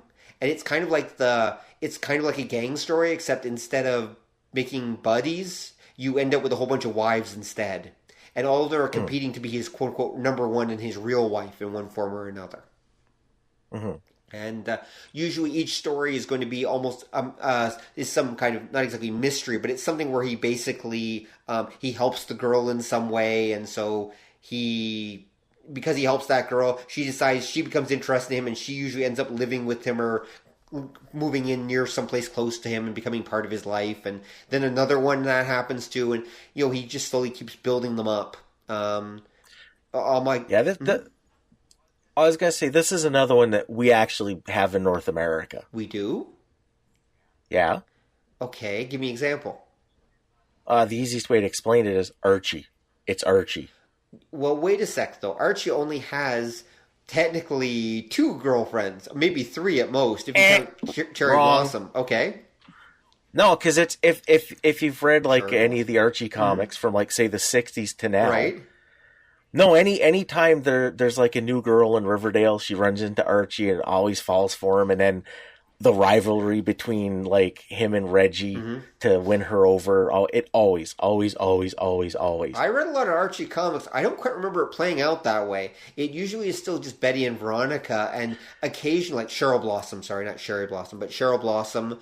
And there was 1 or 2 others that were interested, but they never played a big role like Betty and Veronica do. It mostly is just a battle between them. Yeah, but that's because the rest of them tend to disappear. Oh, there is that. Whereas it a proper into that landfill outside of Riverdale. That would be the new Riverdale series on the CW, which is a dramatic, dark murder mystery type series. So yes, that would actually be that one. Yes, imagine if every girl that fell for Archie basically moved in like to his neighborhood and was constantly chasing him around or trying to move in with him or stuff like that. So we had Betty, Veronica, Cheryl, and like 5 or 6 others by the end trying to move in with him. That's actually a harem story, at least a pure one anyway. The trick is in shonen ones, what you'll usually get is what's called a kind of a, not a mix, kind of, I don't want to call it a mixed harem story, but kind of a partial harem story, where the main character will start picking up a whole bunch of girlfriends that will follow him around, but he's not actually usually interested in any of them romantically exactly. They just keep following him around because they like him, but he's kind of oblivious to them usually. And that's usually how it goes, some version of that. There's one called Gate, which is a one about a soldier who goes off to another land. They find a gate to a fantasy world, opens in Tokyo, and so they send an army unit through. It's actually a pretty cool story. It's basically Japanese Self-Defense Force porn is what it is. And I mean porn not in the sexual sense, but in the look at the really cool stuff sense. But anyway, but he ends up meeting all these like fantasy. He meets a wizard girl, a elf girl. There's a whole bunch of them, and they all start following him around and basically become his team. And so that's an example of what I'm talking about. He doesn't directly have a romantic relationship with them, but he's got them around him anyway. And so that's an example of like a partial harem story where there's this exploration element and everything, an action element, but there's also kind of a harem element that's happening. So it's kind of slipped in. Another genre, just quickly to go through them, there's only 1 or 2 more, that's very, very popular is what I call the hunted hero genre. Okay. The hunted hero genre is here, I can give you 2 classic examples, 3, and you'll understand what I'm saying. Okay? Space Cruise Yamato, Macross, and Mobile Suit Gundam. Oh, okay. Now you got it. All right? So we've got there are stories usually where the character and usually his friends and special vehicles or whatever are basically being pursued around by some large force that's trying to hunt them down. And in the process of being chased around by this large enemy, they slowly build allies, they slowly get stronger, they slowly get more powerful, until they're eventually, at the end of the story, able to turn around, work with their enemies, and defeat whatever the enemy is that's been chasing them all along. And so that's why I call them hunted hero stories. Because usually they're being hunted by some larger force or some other force of one kind or another. Even there are examples. Samurai Jack, for example, in the American stuff, it's a hunted hero story. The new Voltron that's running on Netflix is a hunted hero story. You can think of them as a small band of rebels against the Empire. That's a hunted hero story usually. If the Empire is chasing them around, that is. And actually, the Star Wars Rebels series that's just running, the animated one, that's a hunted hero story too. So these are very common, oddly enough, in science fiction for some reason. Japanese science fiction stories are very often hunted hero stories, as I'd call them. Right. I guess it's just a really good trope. It kind of works well. There's always an evil empire chasing them around, and they slowly have to build the parts for their machine or get better and get skilled and whatever else. And the individual stories often play out as a kind of battle manga, with the characters facing new and ever more powerful foes as they work their way to the top. So the enemy is constantly sending new enemies to try to catch them, new lieutenants. And they have to defeat these new lieutenants again and again until as they get more and more powerful. And eventually they can turn on the enemy and face the great emperor down. And yeah, it's Star Wars. Yeah, it's Star Wars. I probably should have just said that from the beginning. I get the hunted hero genre actually from believe it or not, from the legend of the Japanese story Yoshitsune. Okay? Who's the original classic Japanese hunted hero. Kurosawa did a movie about him called The Man Who Tread the Tiger's Tail. For those who aren't familiar, Yoshitsune was a semi-legendary samurai. He was a real person, though, who lived, give or take, about 800 years ago. He helped his brother, Yoritomo, basically conquer Japan and establish the first shogunate in Japan. Okay? So after he helped his brother, the brothers had lived separately, as Yoshitsune had been raised up in the mountains for various reasons. You'd have to read history to understand why. He comes down, so he's really strong and powerful, and he's like really capable, and some people attribute like him having superpowers almost. So he and his buddies come down from the mountains. They help Yoritomo establish the shogunate, and the very first thing that happens is, as soon as this great new Japanese empire is established, Yoritomo's other lieutenants basically say, because they're jealous, they basically say, Yoshitsune is so powerful, he's going to overthrow you if you leave him around. And Yoritomo, being the paranoid idiot that he is, says, you're right, I should get rid of my brother. But his brother hears about this, and so his brother goes on the run, Yoshitsune goes on the run, being chased by what's basically the new shogunate that he helped establish. And so I consider that kind of the first Japanese hunted hero story. There might be another earlier legend that goes with it. And so this is where, and so he gets chased all over Japan. And unlike the anime manga version, spoiler, it does not end well. Although it depends on which end you believe, because there's actually several possible endings. We don't know how it really turned out. We know how historians think it turned out, but there are actually a few legendary versions of it that were happier endings for poor Yoshitsune. So, yeah. And then there's two more. The second last meta genre that's worth noting is, and again, one that's not very popular anymore, but it still pops up from time to time, is what I call the monster fighter genre. And this is Sentai, basically. Sentai, Kamen Rider, Bao, Sailor Moon. I mean, there's once upon a time, even technically Mazinger Z, they did a ton of these. Gatchaman, 8-Man, Giant Robo. These are the ones where a hero with or a group of heroes get together and fight monsters of the week, basically. Or they fight a series of monsters that are usually represent a villain that's trying to take over the world or something like that. Right. And, that's the monster fighters meta genre. Again, not really popular anymore, except in Sentai live action stuff. Like, you won't really see that in comic books almost at all. But back in the 80s and 70s, you would see it, but not anymore. And then the very last meta genre that I identified was gag manga, of course. Because this is the yonkoma, or 4-panel gag manga, that tend to run... Again, I don't talk a lot about them because they're fairly straightforward, but they're the Japanese version of the comic strip, basically. And there's a few standards that pop up, so I thought I'd make a note about them. Sometimes, I should say, you will see them in modern shonen manga. They almost use them as filler. Sometimes they'll do little gag mangas at the end of regular stories. So there'll be a chapter of Naruto, for example, and then there'll be one page just like one or two 4-panel gag manga, basically, that are just the main character, jokes about the main characters of the story or something like that. And so they'll throw those in. They do that. The Tankobons usually have a couple pages of those at the end. I often think that they include those kind of as an extra bonus material for the people who buy the Tankobon. I don't think they're part of the original, published material. No, you don't. Well, not very, very often. Occasionally they do, or what you'll get is you see in a Tankobon as well that I think draws from that. They'll do like the chapter breaks. We'll have like a 1 or 2 panel gag or like a comedic illustration or something relating to the last chapter. Right. Yeah, exactly. Yep, they'll do something like that. But they usually don't stand on their own in the manga. Although I have seen one. There's one that I've been reading called Aho Girl, which basically means like idiot girl.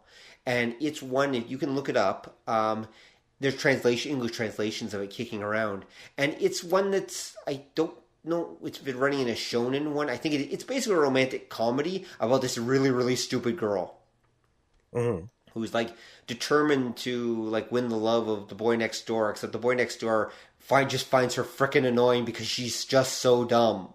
And and so, I mean, when I say dumb, I mean she's the kind of person who, if she, and this is an actual story, so this will give you an example. So like, there's a point where she's talking with one of her friends, okay, and her friend, her friend is so bored he just gets up and leaves. And a dog wanders over and sits where her friend was, and she turns around in the middle of her speech to tell her friend that she loves him, and sees the dog.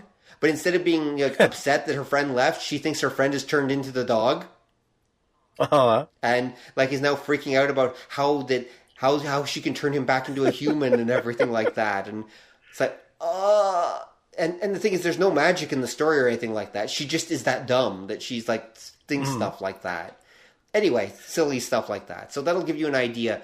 The 4-panel gag manga are they're comic strips. If you read a newspaper comic like Peanuts or anything else, you know what they are. That's exactly Garfield, that kind of thing.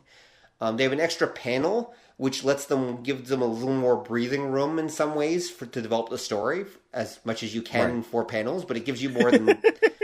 so it gives them a little more to work with. But yeah, that's generally it. And actually, I should identify something else. That actually gives me a good opportunity, in fact, to describe something else I observed about Japanese comics, is that they use a very different story structure than Western ones do. The main difference, really, between the story structure that they use and the ones that we use is, they use what's called a story structure called the Kisho Tenketsu, which is each part of that weird word that you just heard me say, is actually each syllable represents a different part. So I'll break it down. Ki means introduction. Sho means development. Ten means like twist or turn. And ketsu basically means like resolution. Okay? And what I did is, in the book, I realized it's really hard for people to remember. So I sat down and I thought about it, and I basically translated it like this.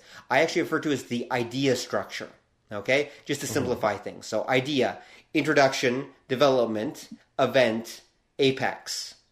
I used apex because I couldn't come up with a better word that started with A to make the whole idea acronym work.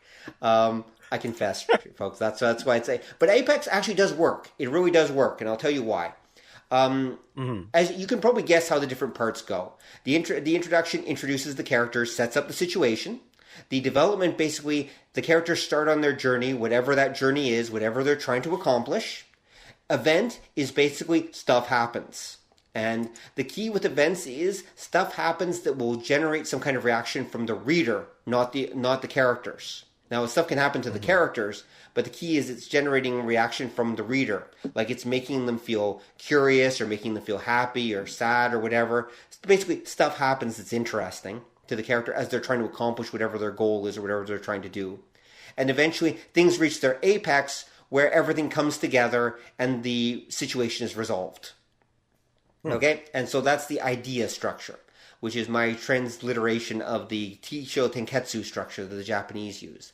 And that's the short version. I spend like a dozen pages breaking it down and what happens in each step and everything like that. Because I'm making it very simple, but I do lay it out in my book. For example, I lay out all the different kinds of events and how it can all come together and everything. I try to be fairly detailed about the thing. And I try fairly comprehensive because I want the audience to understand, exactly how this all works and what's involved. But at its heart, it's really, really simple. It's a super simple story structure. You introduce the problem, the characters try to solve the problem, stuff happens, and eventually they get a result. Ta-da. Okay. And that's pretty much what any story is, right? I mean, even the standard story structure we use, the 3-act structure in the West, is introduction, stuff happens, result. I mean, that's really what it is, okay? The Japanese pretty much just take that introduction phase and break it into the true introduction, introduce the characters, and the development phase, which is basically the characters start trying to accomplish their goal, and we do a bunch of setup where we introduce the challenges, we introduce the obstacles, we introduce the opposition, we introduce the different things that they're going to come to challenge the character later on that they're going to deal with in the event phase. And this is actually how the Japanese write it. And I didn't, this is based on not only my own observations, but also actual research. Like there's a book called Manga in Theory and Practice by Hirohiko Araki, who is the creator of the manga JoJo's Bizarre Adventure. And I read his book, and he talks about this, among other things. I knew this already, but he talks about, in his book, about how this is the standard story structure that manga use. Pretty much all manga use from some version of this. And now, some of you, just to pause here, might have heard some tale. There's a story floating around that the Kisho Tenketsu structure, this structure, is actually a story without conflict. Like you'll hear this referred to by reverent story nerds as, it's this mysterious Japanese story structure that has, like, characters don't conflict with each other. Everyone lives in peace, and it's just about interesting story, events happen and stuff. And they're half right. In the sense that it's a story structure where you don't have to have anything violent or conflict-based happen, but you can if you want to. Okay? That's the thing. It's not baked into the structure. Like, the way Americans usually use their story structure, the 3-act structure, the American version of it has a bunch of conflict built into it. You'd have to go read more about the 3-act structure, but if you do read especially the version that Hollywood uses, actually has things like called a pinch point and false victories and a low point where the character feels defeated and then has to like stand back up again and like fight for what they believe in. And there's a whole reason for that we can talk about in another podcast. I'm not going to go into it now. But the American 3-act Hollywood structure generally has a conflict built into it. It pretty much requires the character to be in conflict with someone or something. Whereas the Kisho Tenketsu idea structure doesn't. It just requires interesting stuff to happen. And I give this example in my book, okay? So, for example, you could do a Kisho Tenketsu structure where it's literally about a character cleaning their house, okay? And maybe as the character is cleaning their house, that's their goal. The character's whole goal is cleaning the house, and that's all the character does in the whole story. But as they're cleaning their house, the audience is watching or seeing that, for example, she lifts up a vase, and why is there a finger under that vase? And then she lifts up, and she's cleaning this part, and there's another body part over there. And then eventually you come to realize that you're in the house of like some like werewolf or something like that. And so the character literally only cleans their house. There's no conflict there in the sense that that's, but the audience is seeing all these like events happen. It's like, holy crap, look at that. Holy crap, look at that. That's so weird. Oh my God, look at that thing. But those are the ways that the audience is reacting. Like you're giving the audience things to react to. You're not requiring that the character has this conflict about, oh my God, what should I do? Should I lift that up? Or should I be a werewolf? Or should I not? Or should I eat people or not? Stuff like that. That would be the American version. Whereas the Japanese one will just be about the characters going about their life, or could be. I've never read a manga that just did this. I don't think. Maybe I have. I've read so many over the years, it's hard to tell. But that'll give you an idea about what I mean by when I say it's a plot structure without conflict. Okay? You know what's weird about that, though? As kind of an odd step to the left. Right, yeah.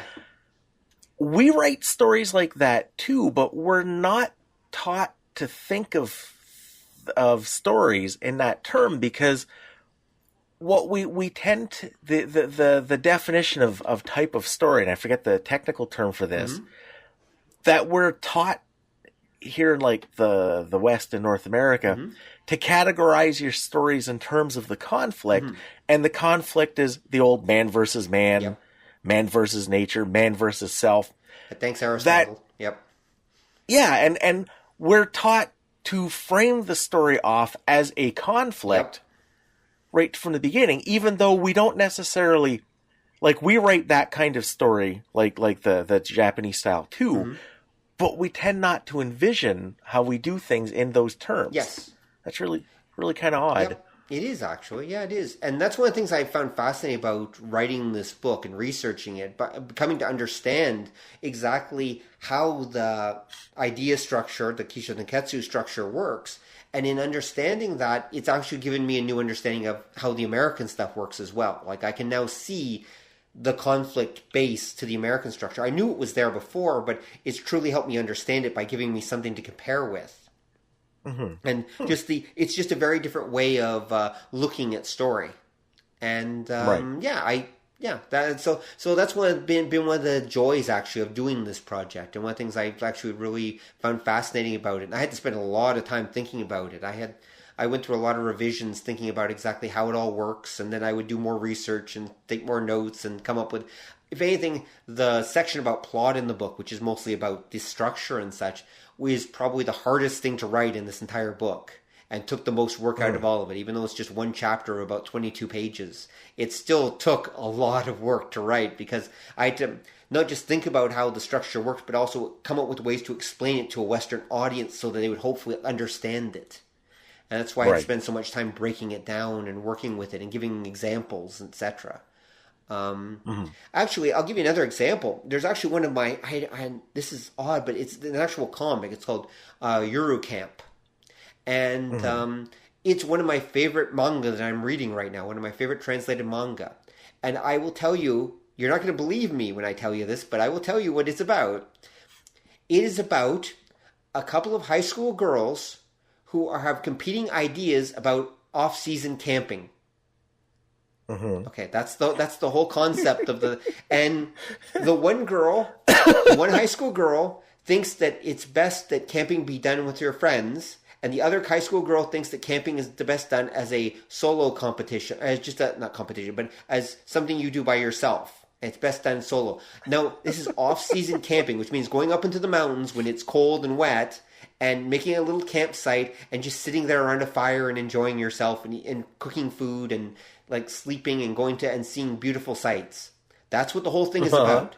There is zero conflict in the whole thing. In fact, the only conflict is that there is a very, very slight and subtle philosophical difference between these two girls who are friends. They kind of meet at the beginning in the first chapter. They meet, and then they're both having their own camping experiences, and they're kind of comparing them with each other. But neither one is actively challenging the other one. Just both of them have different ideas about camping. Off-season camping.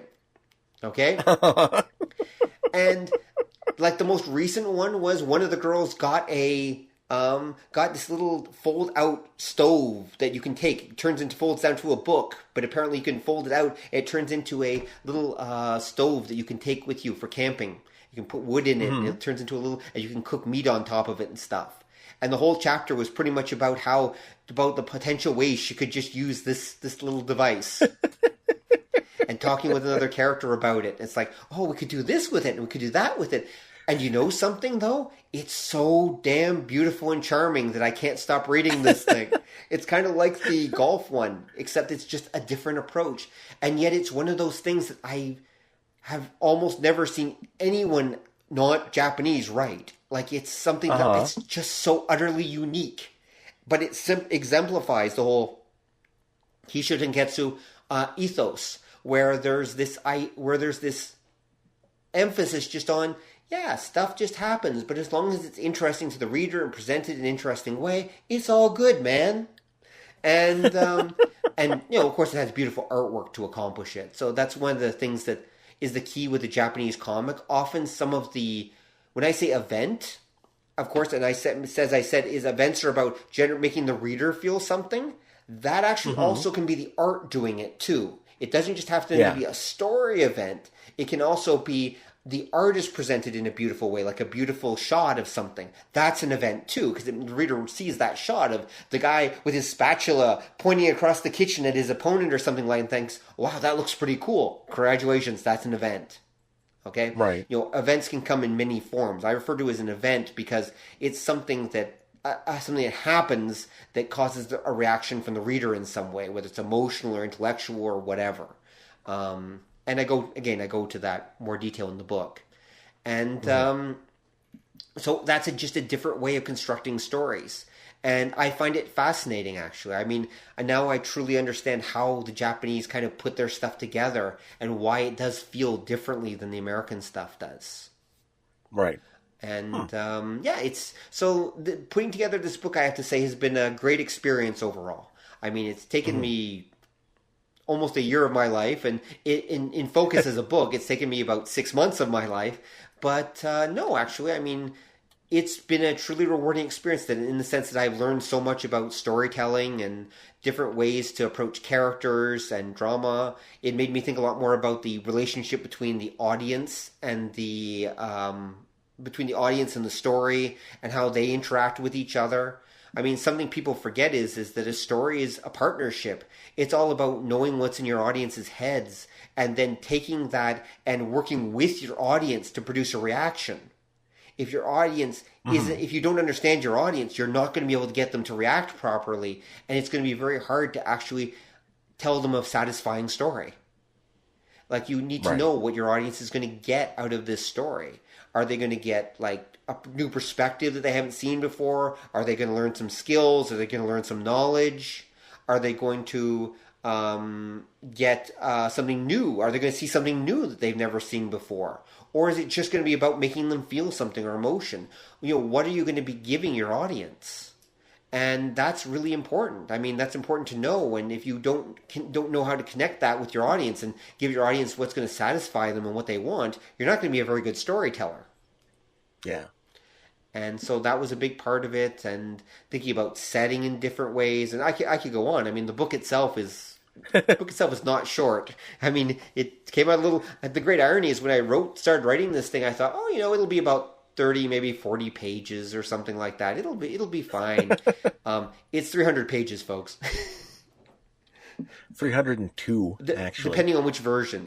Depending on which version you're looking at, and by which I mean different compiling of it, so for space and everything like that, there's a version that's 300, and then there's a version that's 310, depending on which ebook version. But they're all the same content, it's just the way it's formatted. It comes out differently sometimes, depending on whether you're looking at a PDF or a doc file or whatever. But at least it's about 300 pages, give or take, of pretty much everything that I could. I mean, when I wrote it, you know, originally I just started as like, well, here are the tropes for the different Japanese comics. And then I thought, well, wait a moment, what if someone who doesn't know how to write reads this? And so I started writing how to write. And that ended up taking up, you know, at least half the book. So half of it is me as a script writing teacher, because I've been teaching script writing for about 6 years now, and just a writer and everything, going through and conveying a lot of my knowledge and conveying a lot of what I've learned from Don, I've learned a lot from you, and there's a lot of your ideas and your thoughts are in this book as well.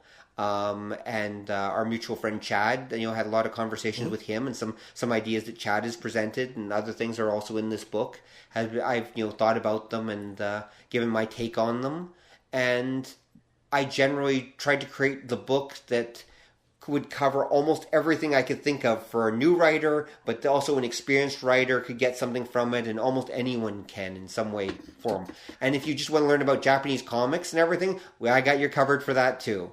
I kind of cover a little bit of everything. I mean, I even have a sample manga in the back where I take everything that I put together and give an example, you know, a original quote-unquote manga that I've put together. It's about ninjas that I put together to show how, you know, how you would put together a fighting manga with characters and everything else.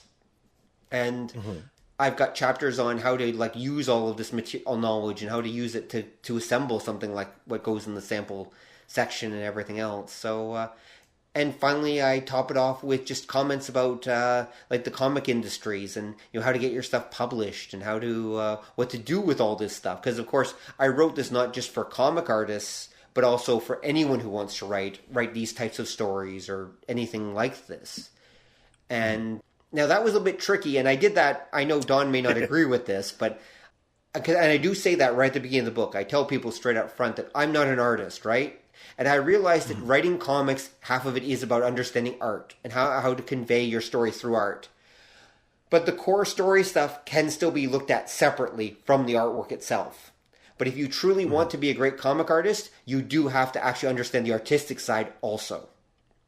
And I do say that right in my introduction, like, this book is meant to more be a companion piece to something like, say, Scott McCloud's Making Comics, for example, or Eisner's Comics and Sequential Art.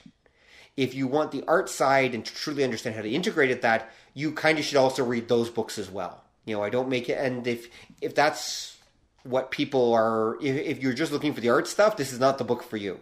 And I actually have a note right at the beginning that says that, and I'll tell anyone who's reading that this is not the art book, but it's the book that understands, it's the art, it's the writing book and the philosophy book and everything else that's except for the art book, basically. Yeah, because you did something with this book that I don't think anyone else has ever done. Oh, God, I hope so. What is it? You wrote a book about writing comics. Right. Okay. Nobody talks about writing comics. They don't? It's always, here's how the art works. Well, that's great, but that's half of the story. And you're right, actually. I mean, I read a number of books about writing comics, but they're all more art focused than story focused. Yep. And the problem with that, because no matter what your art form is, I'm a firm believer that you have to put the work into the theory. You have to have it's not just the mechanical skill. You don't just learn, here's how to write Save the Cat. You know, you don't just learn, here's how to lay panels out, you know, comics and sequential art. You have to kind of have that theory. Why do we do this? Why does this work? Why does this turn out like this? If I wanted to do this, how does that work? And what you've done by writing a book about writing comics, which nobody's done before, you've done that theory. Right. And I think that's the big value of your book, is that you've got all the underpinning ideas. Like, even though you're talking about a very specific genre, how that specific genre works is you're in, because a lot of the principles and how you outline, they do this because of this, you can, if you're on the ball, you can extrapolate that into other things. Yep. Well, that's my intent. Yeah, this is the book on the theory of how comic books work through specifically shonen style comics. Yep, I would agree with that statement. I'm going to accept your praise and your comments. I have no problems with this. And that's kind of what I was, I guess, in the end, trying to accomplish. Right? I mean, I wrote this as a book that I want to share my knowledge that I put together with other writers so that they could hopefully make use of it and could hopefully write their own stories. I mean, obviously that's what it's intended for. And I've met so many artists. In fact, I meet them all the time. People who are like, say, I love to draw comics, but I suck at stories. Like, over and over again. I've been asked by many, many artists actually, like, can you help me by writing stories? And my answer is generally always, no, sorry, too busy. And there are many reasons, but usually I really am too busy, actually. I have done it a few times. I've actually worked with a few artists, and it's been a great experience. But usually I'm too busy working on other things or doing other things. But the thing is, this in part is my book for them. Like, my book where I say, okay, well, here's how it's done so you can write your own stories. I mean, even Scott McCloud's Making Comics, I would say that is one of its flaws. It's still more focused on the art side of it than the actual story theory side of it. That's what keeps it from being an otherwise perfect book on the topic. And but yes, I'll accept your high praise very happily. And yeah, it's been a great experience. It really has. I mean, I've just spent the last couple weeks getting it formatted for printing. Yes, as Don's laughing because I told him earlier about my experiences. But yes, getting this printed is proved to be a little bit tricky. And I've learned, folks, that if you decide to ever put your book to print, for God's sake, do it as a PDF. Don't try to submit it as a Microsoft Word doc file. Even though they'll tell you they can accept it, just don't do it, man. Just don't do it. You will get endless revisions sent back, basically saying, that basically, well, this doesn't work anymore. This doesn't quite fit, or wherever. No, just send it as a PDF. They can handle it. It will look exactly like you want it to and like they want it to. Just do it. Just do it that way. That's all I have to say on the subject. And yeah, and so I know a little bit about marketing. I mean, at heart, this is a fairly niche book. I don't ever expect to really sell a lot of copies of it. But I'm hoping that the copies that I do sell, are appreciated by, a few people, like anyone else, really. It's a nonfiction labor of love kind of book. If it doesn't sell that many, I'm okay with that. I wrote a book that I enjoyed writing and that I hope some people get something out of. And if lots of people read it, that's awesome too. I'm kind of okay either way. As long as I just kind of contributed to the, the general pool of knowledge of the subject out there. That's my take on the whole thing. Because I'm a teacher through and through. That's just how I am. And I've put a lot of my, teaching approach and teaching knowledge and my teacher's way of explaining stuff to my students into this book. And I think that will hopefully help make it easy to understand. I have read some other books about writing in various forms. I've read a lot of books about writing, actually. And one of the problems that a lot of them run into is a lot of them are very academic. And they either are too shallow because they try to be too kind of hip and easy to understand, or from my perspective anyway, or they often are too deep and too academic, in which case they're using lots of language that makes them hard to understand. And I've tried to kind of veer towards trying to make my book as easy to understand as possible. And I maybe haven't gone into as much depth in some things as I could, but the truth is that there are certain points where if I have to choose between depth and readability and understandability, I'll choose readability and understandability over depth sometimes. That's just the way it is. Right. And, so there are always sacrifices whenever you're writing any book. And my final thought on the subject is two final thoughts. One, if you do write a book and submit it to Amazon, use Amazon marketing, because it's very cheap and it's actually a really good way to get your book out. And I can explain that in another show we do about doing ebook publishing or something like that. I'll explain what that means. But yeah, look into Amazon marketing. It's really handy.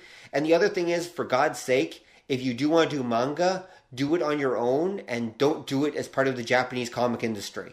If you don't try to get into the actual Japanese comic industry, because it is literally a sweatshop from hell. We went back, I made that comment about Murata being like a, master artist and everything, like just pumping out, One-Punch-Man. And that's true. But at the same time, he's got a set of assistants who I'm sure are literally worked to the bone to try to keep up with him. It's not, you're not doing it alone. And the industry requires a whole apprenticeship system and everything else. If you really want to understand it, go read Bakuman, which of course is a comic about doing comics in Japan. And here's the thing I want you to understand. In Bakuman, okay, it's romanticized. It is a romanticized version of what it's like to work in the Japanese comic industry. It's about two guys get together, they decide to become major comic artists, and they work their way up the system. It's an activity manga is what it is.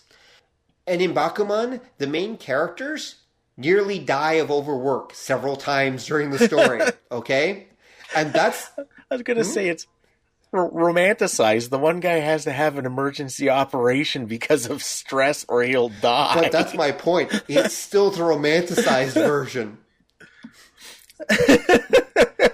It's still the frickin' romanticized version, and they nearly die of stress and overwork. And that's the nice version. Really. Unless you're actual Japanese, you probably don't want to try to get into the actual manga industry. I really do not recommend it. You can try, have fun. However, I will also say that this is just publishing advice that I came across. Right now, the American webcomic, as in kind of self-published webcomic industry, is still really growing. It's like Amazon has not too recently introduced a whole e-publishing system for comics. You can release graphic novels and everything through Amazon, through the web, electronic ones now, and make money doing it. There's also drive-through comics. There's lots of places where you can turn your comics into basically PDF collections, and you can put them up, and they'll sell them and promote them like everything else, and it's becoming quite a big market. So if you want to actually do comics, my advice these days is do webcomics, basically. Do webcomics, earn your stripes, and get your stuff out there. And then once you're high enough, publish them yourself or work with a small press company, because the main American companies like Marvel and DC are basically dying, so just stay the hell away from them. Unless you're feeling really masochistic, don't go near them. That's my actual advice. Yeah, that's probably sound advice, at least at the time of recording. Exactly. As of this point. Oh, one last thing though. If you do want to just write prose, if you want to use some of this stuff to write your epic battle manga series, but as a prose fiction, just general fiction, I would recommend Wattpad, because Wattpad's actually doing some really interesting stuff with Wattpad is an app and website which has, I've heard, roughly 30 million users. And anyone can publish on it and put stuff on it. And it's also got a social media aspect to it. Plus, you can actually make money from the advertising that's connected with your stories. So if your stories get read a lot, you actually make money from it. So they've actually managed to monetize like story publishing and such. Maybe not a lot of money, depending on, again, how people pay attention to your story. But for some people, actually a lot. Apparently, there's one woman who got like 1.5 billion reads on her one story. Now, it's a novel. Remember, when I say reads, that means every chapter would count as one read.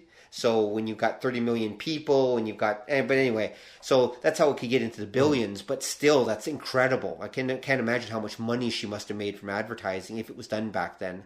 I heard a bunch of big publishers from the regular came and scooped her up and offered her multi-million-dollar deals. I mean, so, yeah, Wattpad's kind of the place to be right now if you want to do the web fiction thing. And it's kind of exploding. There's another one called Hooked, apparently, that's quite popular right now. But again, we can do a whole show on like e-publishing and that another time. The key point is go out and buy my book. I mean, sorry. If you are so inclined and you're interested in like learning about shonen manga and more about how manga is written and everything else, and a little bit about Japanese culture and comics theory and everything, you might consider taking a look at my book. It's subtle. Was that subtle enough? I mean, I was trying to do that in the most Japanese way possible. No, you didn't apologize. That's true. Well, I was afraid I didn't want to sound too Canadian. Yeah, there we go. Okay, on that note, any final thoughts, Don, before we go? No, I think we pretty much covered everything we can, unless people like read the book, because then we have to get into specifics. This is exactly true, and there are 300 pages of specifics. So, also, by the way, don't let the size of the book, when I keep talking about 300 pages, like scare anyone here. I mean, it's broken down to nice, easily to understand chapters about different sections, and most of it can be read in almost any order as well. So, just read it, buy it and read it as you like, and let me know what you think. And if you really liked it, leave a review on Amazon. I'd really appreciate that too. That's the best way you can show your appreciation. But yeah, actually, or leave a comment on the website. I'd love to hear from you about that, or write to me, whatever. Anyway, so yeah, go check it out, folks. Sorry I'm being so self-serving and pushy, but I'm really proud of this book. I'm really happy with the way it turned out, and I'd like for people to actually read it and get something out of it, because I think there's something there for almost everyone. And on that note, thank you for listening, folks. I'm going to stop plugging my book now. Talk to you later, and we'll see you next time on the Department of Nerdly Affairs for something cool and awesome, and buy my book. Bye.